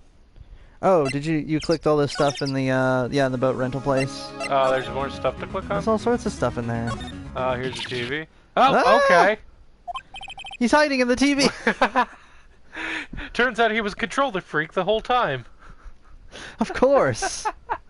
Shout out to anyone that got that reference. Yeah, you mean, Control Freak from Teen Titans? Yeah. What's wrong? Huh? Oh, never mind. What? Tell me! Just, when I saw the TV, I remembered. They're showing a Pink Princess special this week. Oh, it's probably a Christmas special, huh? Probably. Well, DVR it, Maya. I don't know what to tell you. We're working now. Or a New Year's special at this point. Oh. See, that's why I didn't want to tell you. Defense lowered. Pictures? Say, Nick, don't people usually put pictures of fish up on the wall to boast about them? Yeah, I guess so. You mean pictures of the fish they caught, right? Right, but don't all the fish on this wall look really puny to you? Well, you know what they say. You should have seen the one that got away. But the one that got away from us was the caretaker, and we did see him. Why do I feel like we're having two different conversations here? Get the fishing pole. Just click everything in here. Yeah, that's what I'm doing. Doesn't look like he used this kitchen much. Didn't even make a single pasta. Yeah, seriously. You're right. It's not pasta on the table, that's like jelly donuts and whatever that other thing is. I know what we can do. What? Let's see. I guess the whole pasta restaurant thing was a lie. Well, you thought he was telling the truth? Wasn't one of the... Keep looking, because there was one of the, either under the TV or under the sink, there was a safe. A safe? And we couldn't open it because the caretaker was here. Yeah. Wonder where that safe is. It's not showing up anywhere. You check out that boombox looking thing? This thing? Oh, that's just... That looks... It doesn't look like a safe, it looks like a radio. I bet you it's the safe. That reminds me, Nick. Oh yeah, it's like a safe tackle box. Yeah. Polly here knows the number to the safe, right? Yeah, that's right. Polly, what's the number to the safe? 1228. What? Let's open it, Nick. Come on. I'm sure there isn't any money in it there. Aw. But hey, he keeps it locked, right? So there must be something of value in there. Maya, you're a klepto. You know, she's totally going about it the wrong way, because, like, what if there's something really important, like a series of notes on, like, I must kill Edgeworth, like, seriously. I'm not so sure. Okay, Nick, let's see what's in there. I guess there might be a clue or two. The only thing in here is a letter. We just got a letter. We just got a letter. We just got a letter. I wonder who it's from.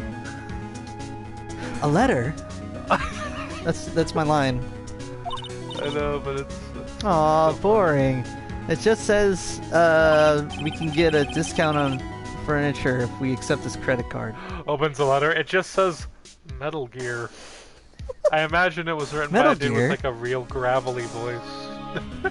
It's got a really gravelly font. It's a real gravelly font. Metal Gear.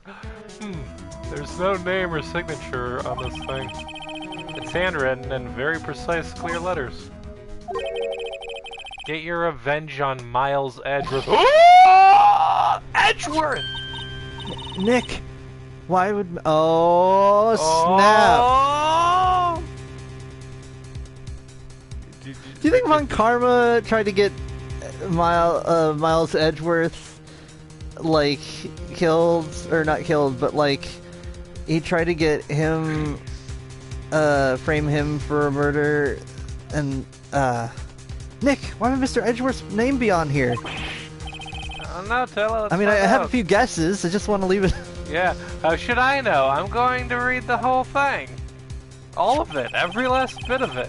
Get your revenge on... Hang on, let me do my best impersonation of whoever the fuck this person is. Oh, I thought I was thinking that you'd do it in the voice of Von Karma, because that's what I figured it is.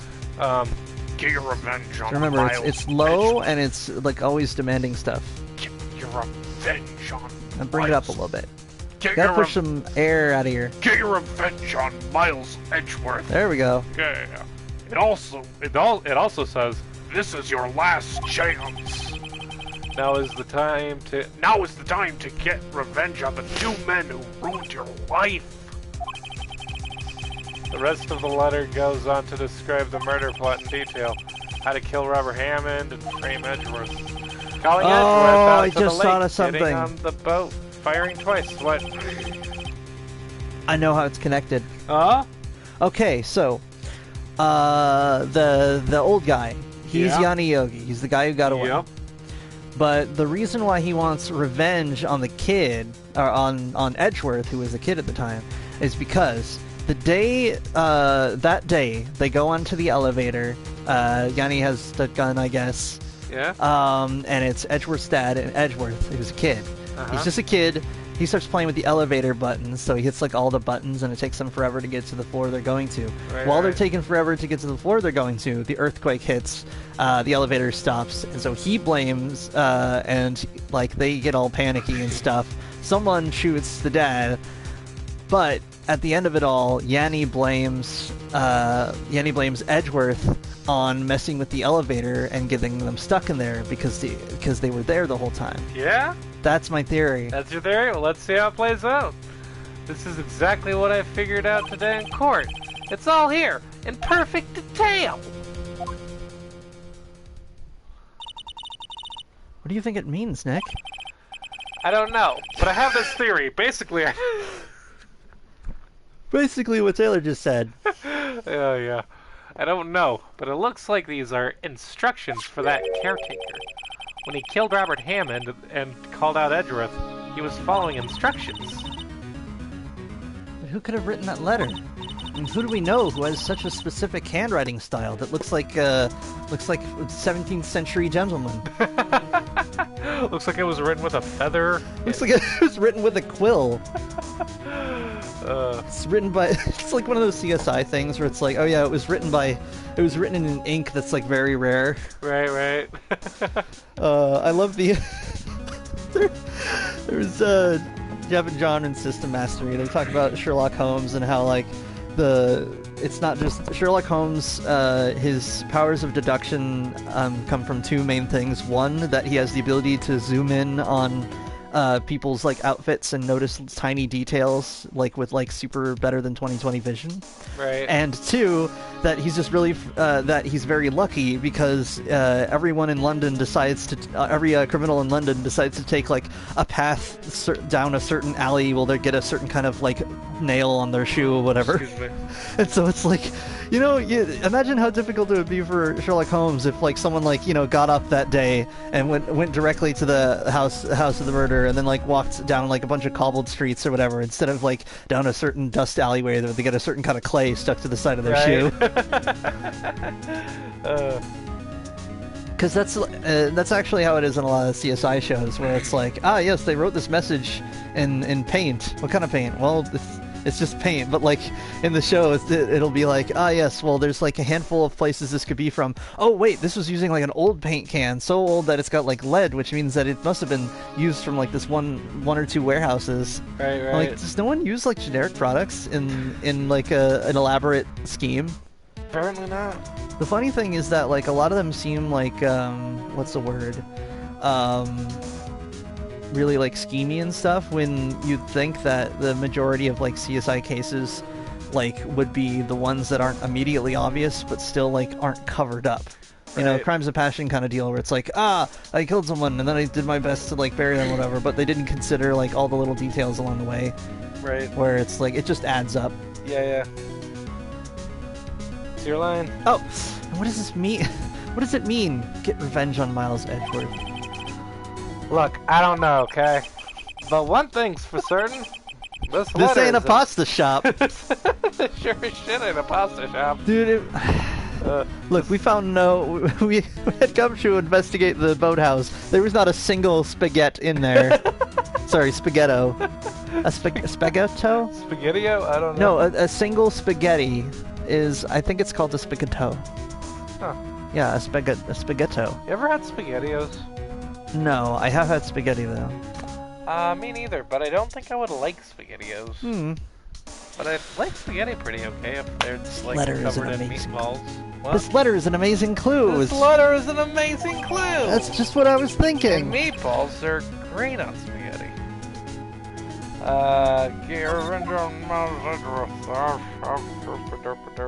Wait, can I examine it again? There's nothing left in the safe. I wonder why the caretaker didn't take the letter with him. He left in a hurry, right?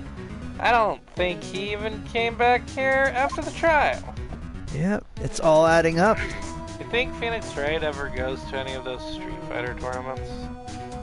Think he admire, like, in the front, like, yeah, Ryu! Kick his ass! Alright. Is that what Street Fighter is? Is it, like, just a public tournament It's mostly street fights. Well, actually, no, it's part street fights, part official fights, but it is kind of weird how you'd think it would be all street fights, you know? Hold on here. Think Phoenix has ever had to represent any of the Street Fighter characters? I'm just checking more stuffs.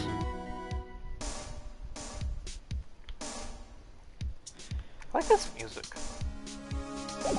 Ah, okay, yeah. Now, who do you think would like to see this letter? Probably Gumshoe. I mean, probably, but he's out. Probably he's out Miles trying Edgeworth? to catch. He's out trying to catch Laurel. I mean, Yanni. Laurel, I mean Yanni. Probably Edgeworth. Yep. Well, let's go to Edgeworth then. Detention center. Instead of a box menu like that, I would have done it like a was it like a web chart where they expand from like a center point. Oh, that's what I do. That'd be neat. Hey Edgeworth, I found this letter. This ought to be interesting. Edgeworth, see this letter? Hmm. Look at this letter that I just found. When I say go, be ready to throw. This came out of the safe in the shack where that boat rental caretaker lives. I see. Revenge? On me? Who's that old guy anyway? D.B. Cooper. He's come back. D.B. Cooper? Oh, the guy from that dude. Yeah. I don't know. Damn it, D.B. Cooper. Could he be an innocent defendant? You got declared guilty or something? Oh, that would be interesting. Because I'm sure there's a lot of those, Edgeworth. Yeah. Nice, Wrights. But I don't remember that old man. Not at all. Well, I mean, look, dude, you make enemies. Look, as much as I would like the twist to be that it's someone who got, like, declared guilty and stuff, I feel like we already pieced it together where it's probably the old man is Yanni Yogi, is the murderer, is the guy who's getting revenge. Yeah, probably. So he was following this letter then. Which means there was someone else behind it. Now is the time to get revenge on the 2 men who ruined your life. Oh man, I wish it wouldn't turn black and read and red like that. I'm getting like an Undertale flashbacks when you get the bad ending. On days like this, kids like you should be burning in hell. Oh man, it's so. Oh. Someone made a like a reverse, not a like inverted melody of an inverted melody of Megalovania. And all the comments were just being like, on days like this, kids like you should be freezing in heaven. I've never actually played Undertale, and I don't plan to. The playthrough that I saw was enough.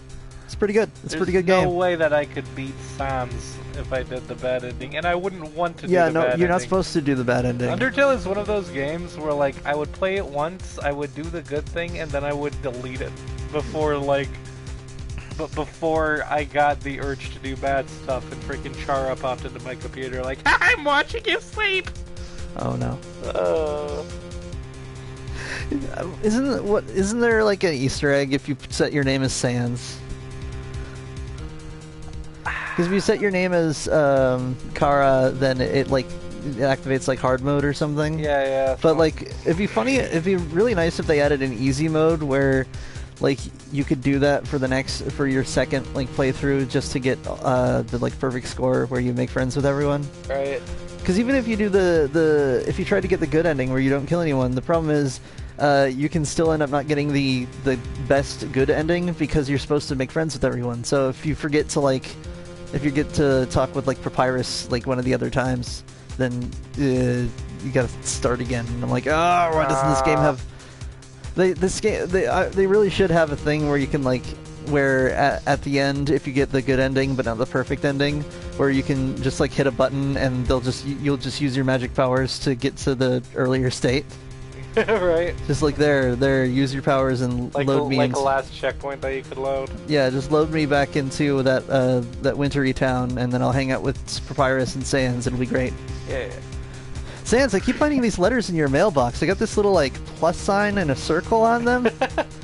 They look really official. They're sealed with wax. 2 men, meaning myself and Robert Hammond. It also says this is your last chance. Oh, because the statute, no limitations or whatever. Yeah. Last chance. Oh, sorry. I thought that would be my line. My line. Last chance. Last chance. Last chance. Last chance, huh? Last chance.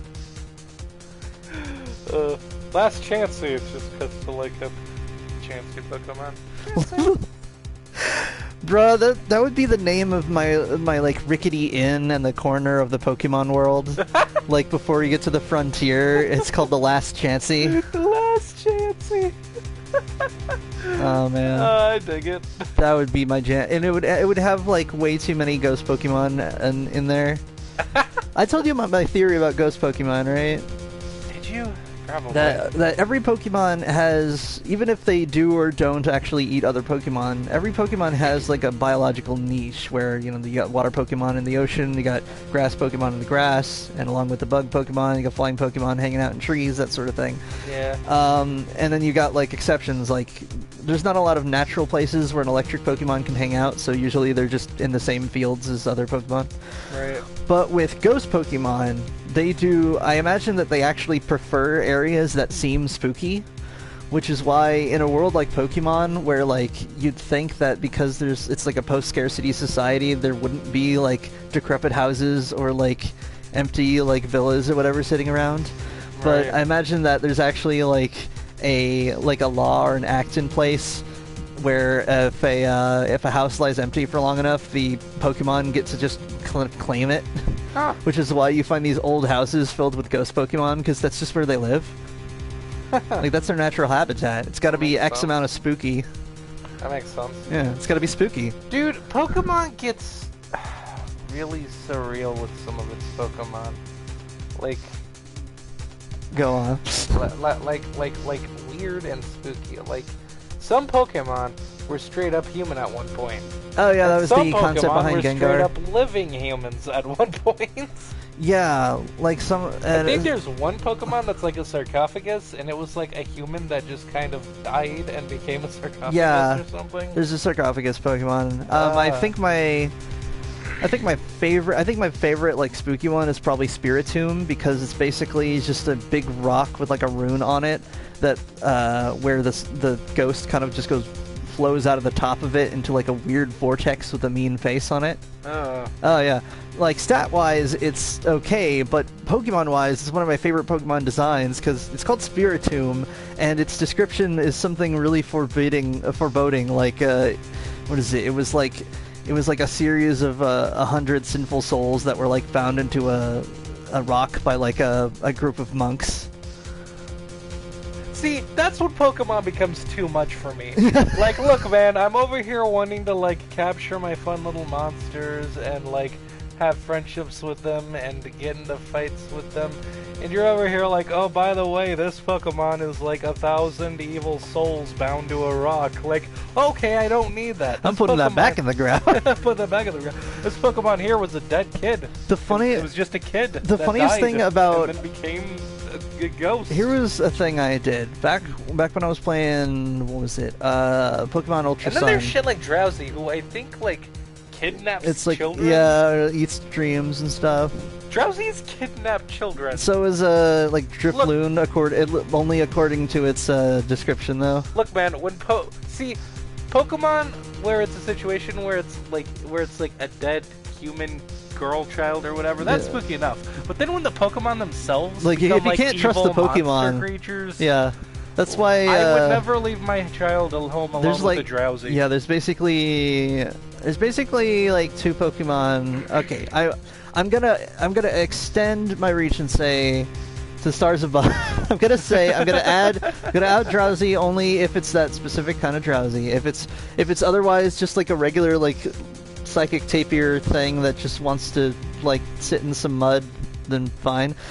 The only Pokemon I think that is truly like you think evil?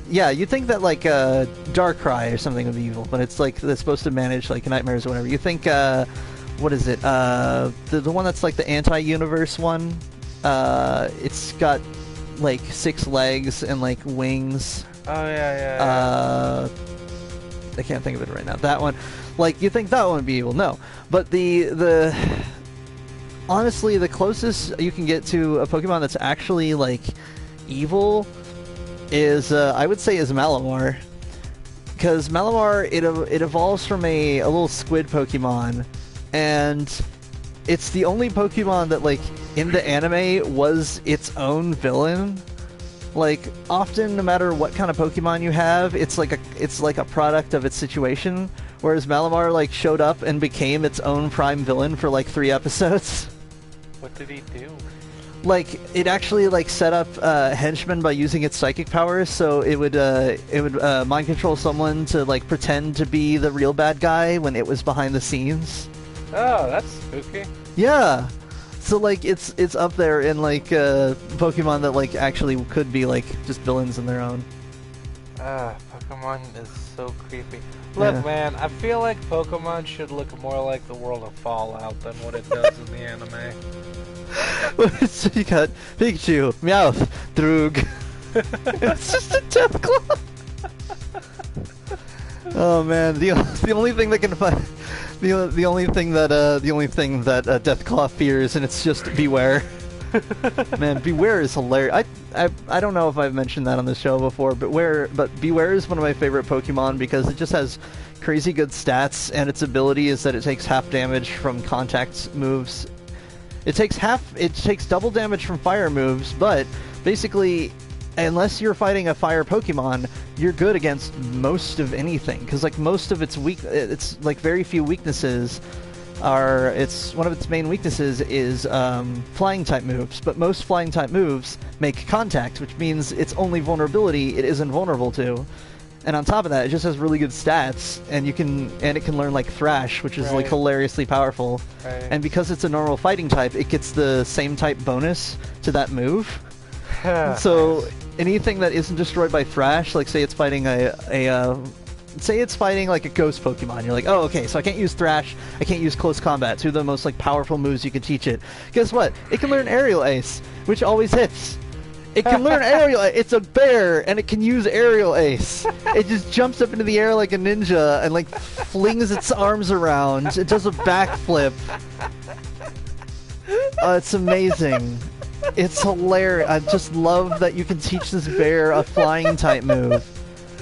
And at that point, you're done, son. Because, like, you can, at that point, if you're fighting another fighting type Pokemon, you just use Aerial Ace. It always hits. It's the best Pokemon ever. Oh, yeah. Beware is one of my favorites. It's great. 2 episodes that really spooked me as a kid that I remember. Was it the one in the original, the early series with the psychic lady? Because, like, those are the ones that I remember most. One of them is the gigantic Dragonite. Because, like, he didn't really do anything. He kind of showed up, and then he just left. And I'm left thinking, okay, well, there's a giant Godzilla creature that exists on this world that could just, at any time, decide to come up onto the surface and start eating people. Do you think they're great for my sleep? Do you think they're like the epic monsters in Spore? Every once in a while, you just have a creature and it's born and it just keeps growing. Yeah. And no one catches them because, like, even if you could use them in Pokemon battle, they're just really hard to be friends with because they're just so massive. They're just too big. Can't bring them anywhere. Those aren't Pokemon that you can like contain. They need the wilderness. It'd be funny if you could have a like epic size version of a really small Pokemon, like a Wishy-Washy. But the other episode that really scared me as a kid was the one with the ghost girl. And there's that one there was that one part of the episode where you see like weird collection of spirit creatures, and he like looks into the Pokédex and is like, "What kind of Pokemon is this?" And it's like, "That's not a Pokemon." At that moment, that's the moment where I was like, "Oh no!" I have a playlist. I gotta send this to you. I have a playlist I put together of every ghost episode of Pokemon. Not every episode about ghost Pokemon, because some of them are pretty straightforward, where someone will have a ghost Pokemon, but it's not a ghost episode, you know what I mean? Yeah. Like spooky but episodes. the spooky episodes. Oh, dude, that sounds like a great afternoon. Yeah, so it's got the one about going from the start of the series. You got the one about a ghost ship that's got ghost Pokemon. You got the classic one where it's a ghost Pokemon that used to be a lady who was waiting for a lover who was at sea. That one everyone remembers. You get technically there's the one about the psychic girl, and they had to go to the spooky ghost town to get a ghost Pokemon to fight the psychic girl. Yeah, that was spooky, but it didn't scare me. It was more. And the funniest thing about that is that like the psychic types were really hard to beat in the olden days because their only weaknesses were ghost and bug, and although you could probably find a Gengar or something, there weren't any powerful bug Pokemon, and there still aren't very many powerful bug Pokemon. Like, I want there to be, like, a bug Pokemon that's up there with, like, Dragonite, where it's like, oh yeah, this thing will destroy everything. Yeah. The thing I remember most about the one with the psychic girl was the dad, who never said he was the dad and just kind of kept dropping hints, and Ash kept not getting it, and he kept getting frustrated. And I was like, why don't you just tell him you're her dad? There's an episode in, what is it? Pokemon Origins, I think. It's a series of shorts, and they're really well animated, and they establish like this really cool lore for the games. Like, they're actually true to the games. There's one that's like spooky that I think I included on the list, even though it's not part of the main series. That involves one character who just like wanders in the forest and ends up in the spooky house. And I'm like, that's cool and all, but like, I look it up and I'm like, oh, there's not like more to this. There's not like more like game details and stuff about the spooky house. Right. But yeah, I had a whole list. I'm gonna look it up and then I can tell them on this show. Yeah, do that. But also read your line. That's your line. Oh, you're right. Damn it. Last chance. Or last chance. Wait, maybe he's talking about the statute of limitations on the DL6 incident. Wait.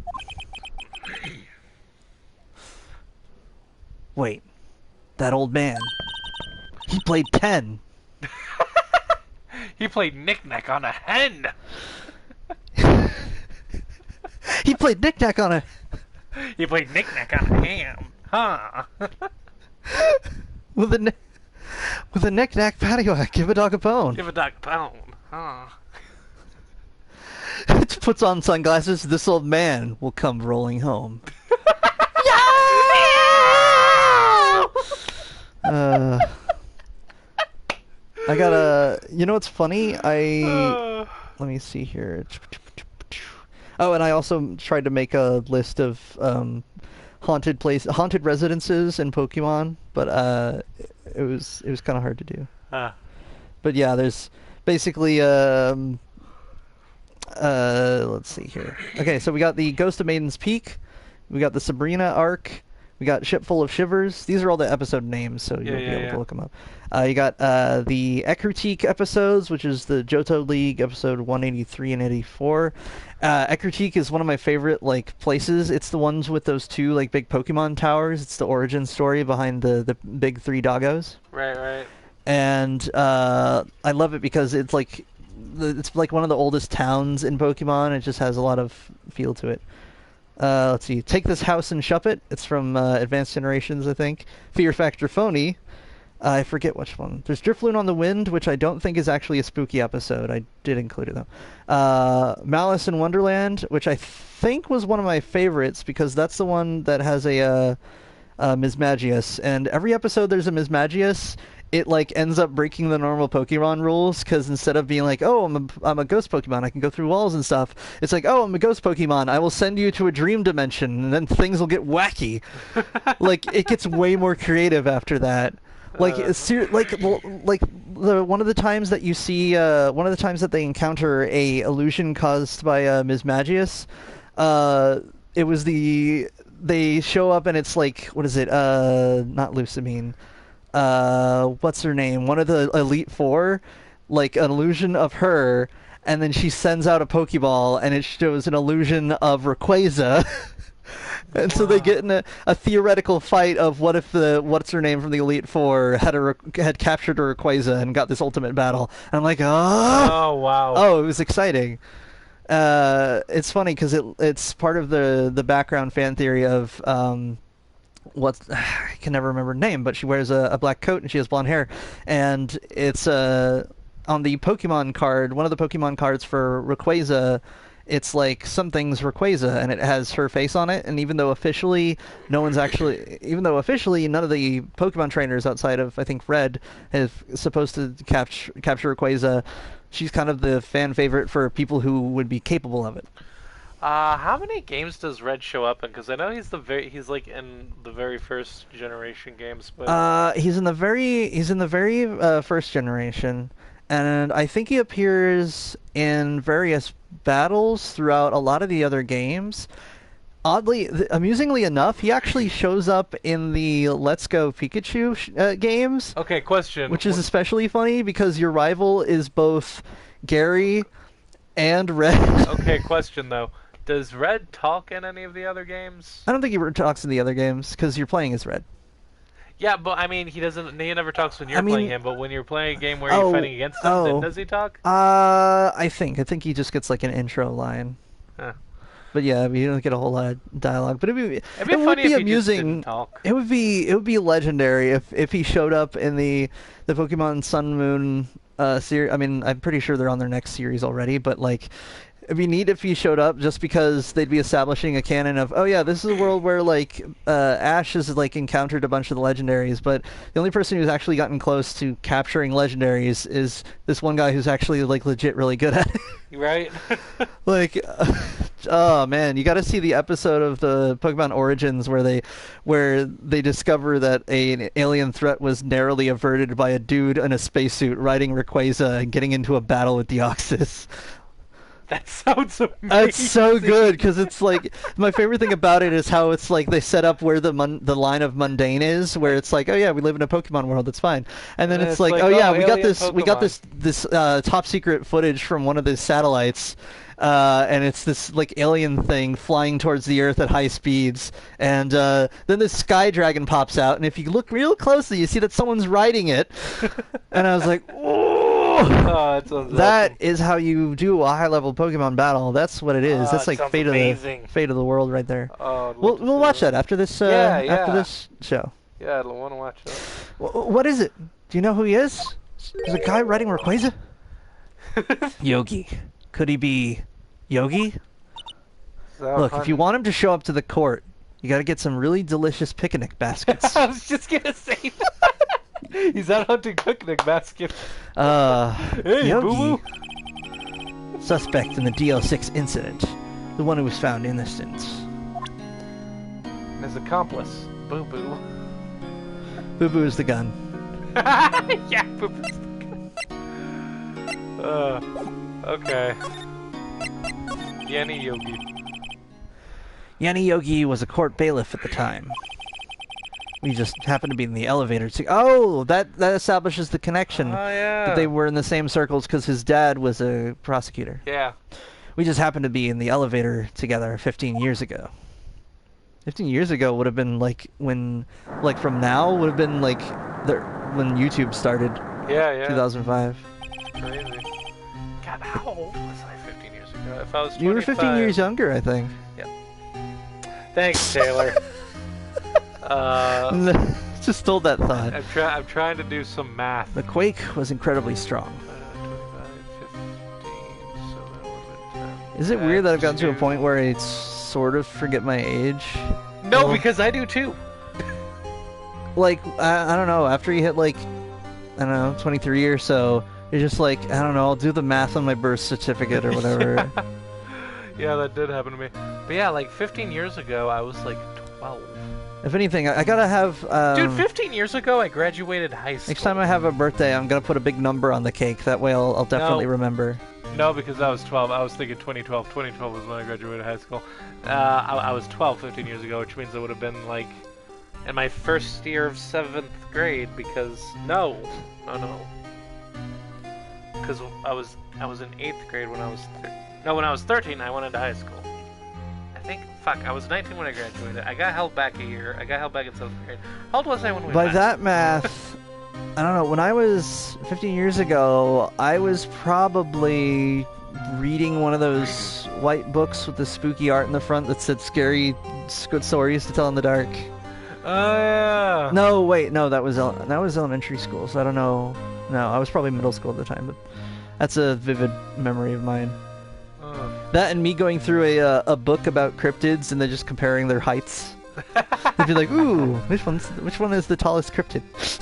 My big thing for a while was Lilo and Stitch, because like I watched the movies and then I watched the show. And Yeah, I had, like, the show a was on, handbook and that, I never got to I never saw the show at the right times and whatever. Dude, they were good. And my whole thing was like looking at all the different experiments, and like I had a bunch of favorites. Isn't it that they didn't cover all like? They didn't actually cover all of them, but also But there still, are like like, there's 626 experiments in total. 625, not including Stitch. Like, do no, you want actually, this- no, 626 because there was a one after Stitch. Do you want this to turn into 2 seasons of Pokemon? I mean, kinda, yeah. That's... I mean, honestly, I would be Wait, down with that. hold on. That comes back to one of my jokes, which is that the explanation for Pokemon is that some alien decided to make a series of experiments with elemental powers, and then they ended up on Earth. That would be awesome! Yeah. Pokemon are all aliens! So before even Arceus, there was just Jumbo Jakiba. It's like, look, I'm going to make this like god tier experiment. It's just gonna sort of pop out experiments on its own. It's gonna be great. We'll see how it affects the planet. Oh man. Meanwhile, we're gonna hang out on the moon and we're gonna watch cheesy movies. The worst that we can find. He's just hanging out with Pleakley. Yes. The quake was incredibly strong. Every It once knocked in a, off the lights. Before I knew it, everything was dark. Every once in a while, it'll cut to like Pleakley looking at Earth through a telescope, and he's like, "Hey, Jumba, come look at what this Deoxys is doing. There's a guy on a Rayquaza fighting him." Okay, so it was like, "What? Let me see that." So you wouldn't believe this. They got, you know, that fire dog thing that came out like a couple of years ago. Yeah, that thing. It's like breaking all these speed records. It's driving everyone like real nervous when it runs through town. Oh yes, this is very amusing. So you know how they used to have like animals on this planet? They just don't anymore. They got entirely displaced. Last handful of animals that went extinct actually got resurrected as some like new legendaries. It's amazing. I like the theory that the 3 legendary doggos were actually regular dogs that got caught in a fire. You talking about Suicune, Raikou, and Entei? Yeah. Yeah. That those 3 what are they called? 3 legendary beasts, I believe. Yeah. That they originally were regular dogs, because there weren't a lot of dog Pokemon at the time, and the idea is that they were some kind of dog before that. But they don't match any Pokemon before or after, so I like the idea that they actually were ancient enough that they were regular dogs. Well, you got the 3 birds, but then you also got you got the 3 dogs, but you also got like the 3 birds, Moltres, Zapdos, and Articuno. Now I'm trying to remember where the birds fit into all this. I think they were like, I think the birds had similar origins. yeah, but I'm trying to think of like which movie they were in. They weren't in the first movie. They were in the one with Lugia. No, they were in the Lugia movie. Yeah. But yeah, apparently they actually represent something that when Ecruteak burnt down, these 3 doggos, and not the birds, but I think the 3 doggos represent the lightning that caught the tower on fire, the fire that burnt the tower down, and the rain that put the fire out. Ah, dude. Yeah, it's really like one of the most thematically like good like legends in the story. And I love how Ecruteak Tower is such a big thing that it inspires other bits in the lore, like the fact that like Lavender Town's Pokemon Tower is supposed to be like Ecruteak's Tower. There's also a tower in Alola that's just based off of that because it's such a cool like monument that they built a fake one. Like it's like a small one in Las Vegas. Ah, nice. Dude, why isn't there a small Pokemon village in Las Vegas? Dude, there should be. Oh no, because none of the kids would go there. It'd be Las Vegas. That would be weird. So you see Jesse and James like just in a casino, like, come on, Cherry. I can imagine that. Jesse's like getting super angry that she keeps losing, and James is over here like, dude, you're spending all of our money. What are we gonna live off of? But Jesse, what happened to all our money? I spent it all on gambling. Spent it all on gambling. No, that should have been Meowth. Meowth, what happened to our money? I spent it all on gambling. Don't you literally have the power to create pennies? It turns out that ability only works if I have a certain... I don't know. Just, I love that there's items that your Pokemon can have that increase the money you get from winning a bout with another Pokemon trainer. Really? And someone, I think it was like literally Alex Hirsch or something on Twitter, was like, imagine being in that battle and it's like, haha, I beat you, old man, and like, okay, fine, here's $20, hold on, and you point to the little thing your Pokemon's carrying. It's like, okay, $24. I do love when the NPCs in Pokemon, their money amount sort of relates to how they look, where usually like older folks, like they give out that grandpa money. Yeah. Where you beat them in a battle and like, oh, that was a great job, Sonny. Here's something to buy a sandwich with, and it's like $20. And you're like, oh, that's a lot. And when I say $20, I mean like $20 worth of like in-game, so 20,000 yen or whatever. Yeah. Or not yen, but 20 Pokedollars. Or it's like whenever you beat a gentleman or whatever, where they have like a top hat or whatever, they just give you a ridiculous amount of money. They're not harder to beat. They're not like the veterans who wear like cool sport coats or whatever. Right. They just have a lot of money on them. So it's like, we're battling, and it's like, oh no. Yeah, sure, let's have a nice friendly bout on this cruise ship. Who would you choose? And it's just level 80 beware. Oh no. I'm gonna have to... Look, I knew he was toying with me because he used Aerial Ace and he missed. That move only misses if you try not to hit. He's toying with us. Oh man. The ware's so powerful, the audience takes damage. Before I knew it, everything was dark. We were there for so long, it felt like forever. The air thinned, darkness closed in on us in that little box. See, I figured that he shot that the... So this isn't like evidence, this is part of a flashback. The flashbacks are always supposed to be somewhat accurate. But there was a bullet hole in the glass, and I figured that one of them tried shooting a hole in the elevator so they'd have like a hole there so they could breathe. Huh. Maybe that's what he tried, maybe that's what Edgeworth tried doing. Or, no, maybe that's what Yogi tried doing, but because it's a metal elevator door, it, like, bounced off and hit his dad. Maybe. Maybe. We became unsettled. Help! I can't breathe! You're all the way plugged in, right? Yeah, let me just double check. Yeah, it's got a little bit that sticks out. Yeah. I'm gonna double check on the stream thing. Yeah. Just to be safe.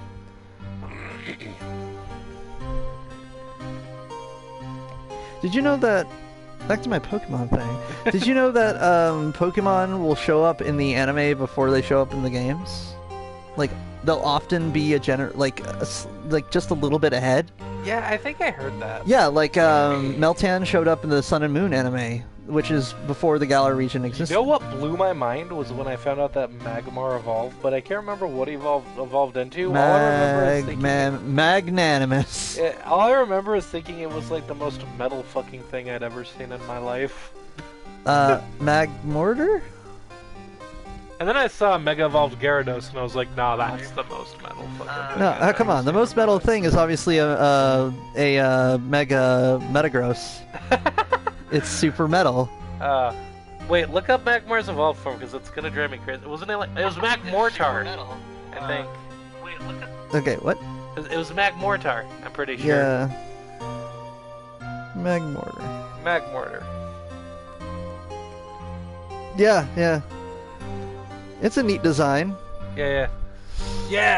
I think that it's interesting because I like how many different designs there are for Pokemon, but at some point I feel like my ideal is that every Pokemon goes from cute to cool and having more like hands. Yeah. Like that's why like I like Lugia's design because it has like fins, but they're just big fingers that it can like use as hands if it wants to. Yeah. Or like it's the opposite of why I think Meowth is a weird design, because it used to be that Meowth walked on all fours and that Meowth, the Meowth, was the only one who walked upright. But then by the time they got to the Alola region, they just kind of house ruled it, and that like, oh yeah, Meowths just walk on their hind legs all the time. And when they evolve into a Persian, they become quadrupedal, and I'm like, but why? I mean, you can. They definitely, with that body build, like they definitely would move faster when they're doing that. I mean, now they're basically like a mountain lion, which is cool. Yeah. But they can't like use cups and stuff. Maybe they can. Maybe it's like the Aristocats or whatever, where their hands just kind of transmorph into regular human hands. Or it's like The Cat's Return by Studio Ghibli. Yeah, where they can just sit up on a chair like a people, and they just reach for a cup with their weird little paws. Yeah. Sipping tea. Next thing. Did you not read that? Yes, I did read that. Okay. Quiet! I said quiet! You're not making this any easier! I want to get out! Help! Get us out! Don't shout! Just use up our... Yeah, you just... In that situation, you want to just lie down, take a nap. Yeah. Because if you couldn't figure out how to get the elevator... You know, if I was a kid, my dad was there, though, I'd just, like, ask to get on my dad's shoulders and see if I can move one of those panels that's on the top of the elevator. Oh, yeah. Because if you can move that panel, now you have a whole elevator shaft of oxygen to use. Right. More or less. That's all I remember. When I came to, I was in a hospital bed, staring up at the ceiling. I was really thirsty. Wow, I am really thirsty. Hold on. I'm super thirsty, IRL. We interrupt this flashback. We interrupt this broadcast to bring you Taylor, the Thirsty Streamer, starring Taylor, the Thirsty Streamer. And his associate, Lou Jack. Sup? I'm Lou Jack. Oh, sorry, that's my line. I'm the accomplice. In court, Yanni Yogi's mental condition was called into question. Claimed the oxygen deprivation and stress had caused temporary insanity. Personally, I think it was the pelvic thrust. This move does a sanity drain. In the end, the claim passed the court, and Yogi was found innocent. Huh. But isn't that strange? This letter tells him to get revenge on Edgeworth. Why would he want to take revenge on you? I hit a lot of elevator buttons that day. Yeah, I'm sticking with my theory. I think it might be close. Yeah? Right? Yeah? There's something that's been troubling me these last few days. What is it, Edgeworth? I don't know, but... Boy... I don't know whether or not I should tell you. You know, I feel like you were just honest with us from the start. Yeah, we'd have a lot more to work on. I feel like we've had this conversation before. You mean the nightmare? Yeah, let's have a whole flashback for that. Because that's necessary. We flash back to that, and then that flashes back to the nightmare you had. A memory of a crime that I committed. A crime you committed? A crime you committed? Huh? A memory of a murder. Memory of murder. It's called elevatorial entrapment. I think... I gotta say, though... Why am I suddenly getting, like... What was the movie? Vibes of, like, Devil? The movie where they're, like, because they were stuck in an elevator. Yeah, that's why. You know the funny thing? I remember seeing a short review of Devil, and they pointed out that like the mystery of the movie would be a lot better if the movie wasn't called Devil in the first place. Because it would have been neat if they set up a bunch of twists where it could have been a regular person who was like messing with the elevator and like sneaking off or like into the panels or something. Yeah. But if you set it up with the supernatural, then having like a red herring, it seems a little silly because you're like, oh, it might be this guy. Just kidding. It's a possessed elevator. Yeah. It's a delevator. Delevator. Develator. Develator. I think the time has come to tell all. Rise up, stand tall. The keeper of secrets shall fall. As the truth teller quenches his thirst at the fountains of justice. You go first. After you. Rock, paper, scissors. Oh, look at that. It's funny, huh? Look, it's paper or nothing. How can I be so sure to confide in you a secret?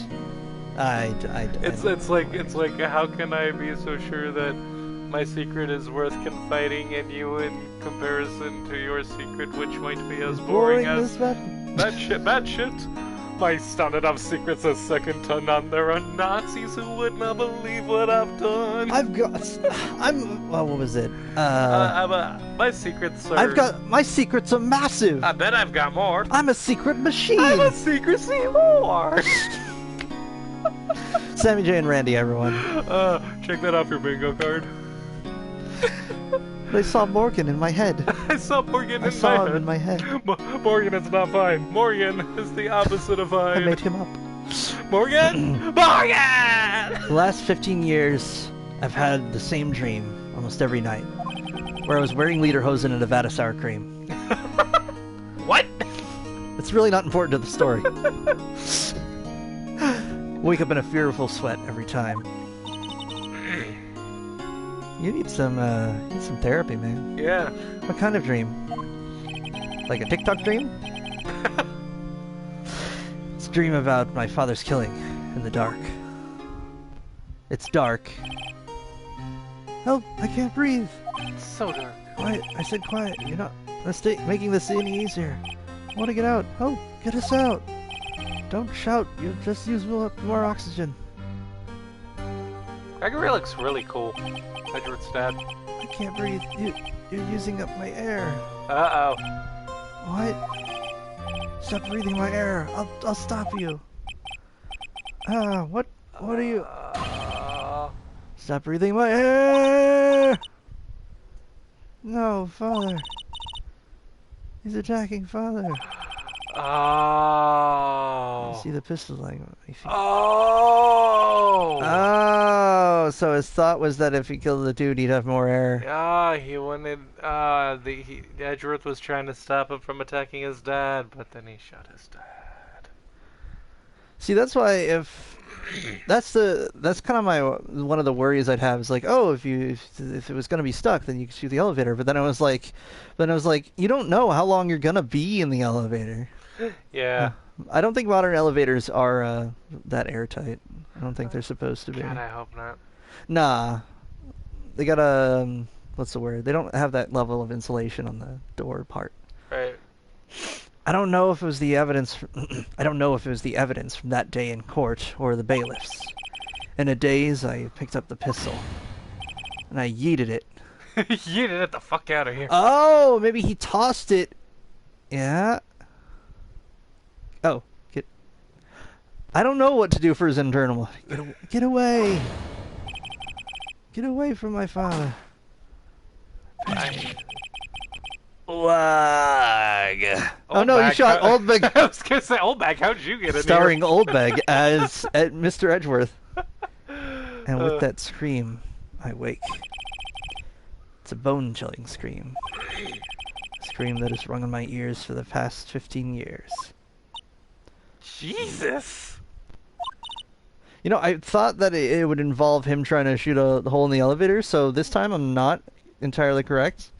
It involves him yeeting the guy. You know, I thought it was either him shooting at the elevator or him shooting at the guy, but it's actually him tossing the gun and it going off, which is entirely possible.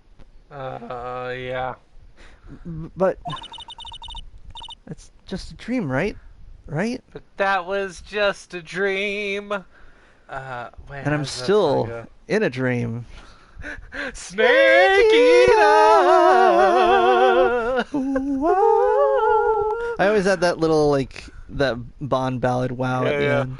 Oh, dude, you know what's funny is that at some point in that song, the song talks about, like, eating a tree frog. Sometimes you walk through the rain, and sometimes you feed on a tree frog. But, like, if you actually eat a tree frog in the game, he'll be like, oh, this tastes like shit. You know, like, drains your health. Oh, no. Oh yeah, how like there's different like rations and like one of the rations is really good, but like the Russian rations are like terrible. Yeah, they're disgusting. I was like, why? How are they worse than like eating a alligator? No, it's Russian food. This did not pass. You ever had Russian food? This is not pass. Don't diss on Russian food. Diss on Russian rations. Actually, no, I haven't had Russian food. That thought is the only thing that's kept me sane for the last 15 years. What do they even have in Russia? Borscht, and that's all I know about Russian food. Is that some kind of, like, animal intestine? No, it's a, what is it? It's a beet preserve of some kind. Beet? Yeah, beets. Like a radish. It's a vegetable. I always think of like one of the Scooby-Doo movies where Shaggy and Scooby learned what haggis was. Someone tried to serve them haggis, and they like, after they explained to them what it is, they each just like get this like look of disdain on their faces, and they like put down their silverware. I don't think that's the emotion. I think it's like a look of despair, a look of like not disdain, but yeah, it's disappointment for sure. Some kind of disappointment, and they just like slowly put down their silverware, and then like Shaggy pushes over to Scooby, who pushes it back to Shaggy, and they just keep doing that until it like flies off of the table, because of course it does. Wow. Can't remember what movie that was. I need to watch Scooby-Doo Mystery Incorporated. It's what's the word? It's the newest cartoon series. I don't know if it's the newest, but it's sort of considered like the gold standard of Scooby-Doo because it's got some of the best like character work. Man, I need to get back into Scooby-Doo. I haven't watched Scooby-Doo. You see this badge? You know why I have it? It came with the shirt. I don't remember that. It's one of the jokes on the show. Your line. But what if I'm wrong? What if it's real? They say that sometimes people shut out memories in self-defense. Maybe it was I who killed my father. Maybe. What? What? I mean, wasn't that the story I just told? Were you listening? If you think about it that way, this letter makes sense. Get your revenge on Miles Edgeworth. Think about it. Yogi was really innocent. That's why he wanted revenge against me. Excuse me, why am I so burpy tonight? Okay, so my theory about the elevator buttons was probably not correct. Probably not. Yeah, that didn't work. Wait, Edgeworth. You mean... It was me! It was me. Who's leaving all these candy wrappers around the ship? Falls back to his room. It was me. I was the true criminal of DL6. I shot my father. I shot the sheriff, but I missed the deputy. No, it'd be more like I shot the lawyer, but I missed the bailiff. Or I didn't shoot the bailiff. However the song goes, I don't fucking remember. I don't know how it goes. I fought the law and the law won. This is bad. Oh, that's your line. Oh yeah, this is bad. This is bad. This is bad. And This is bad. This is bad. And we'll talk Grossberg Boston. This is bad. Just I have some bad news. Just gets to that like Muppet dude from, or not Muppet. Was it Muppets or Sesame Street? He's the one that's just like, you are all weirdos. Yeah, And he's then some kind of Muppet. And he like closes the door. Anyway, Anyway, the Eagle, I think. we'll talk more about why this is bad later on the next episode. Yeah, this has been a long. I checked my watch and it was like. Yeah, it's 10, like it's 20, after. so- It's like almost 10:30. Whew. Taylor has to. That's why we got a home. little goofy at the end there. Yeah. So. Man, we talked a lot about Pokemon tonight. All right. Thank you so much for joining us, everyone. Make sure I to have been stay- Taylor. I've been Lou Jack. Make sure to stay awesome. Take care. Stay awesome. Have a beautiful day. And we'll see you next time. Bye. Keeper of secrets shall fall.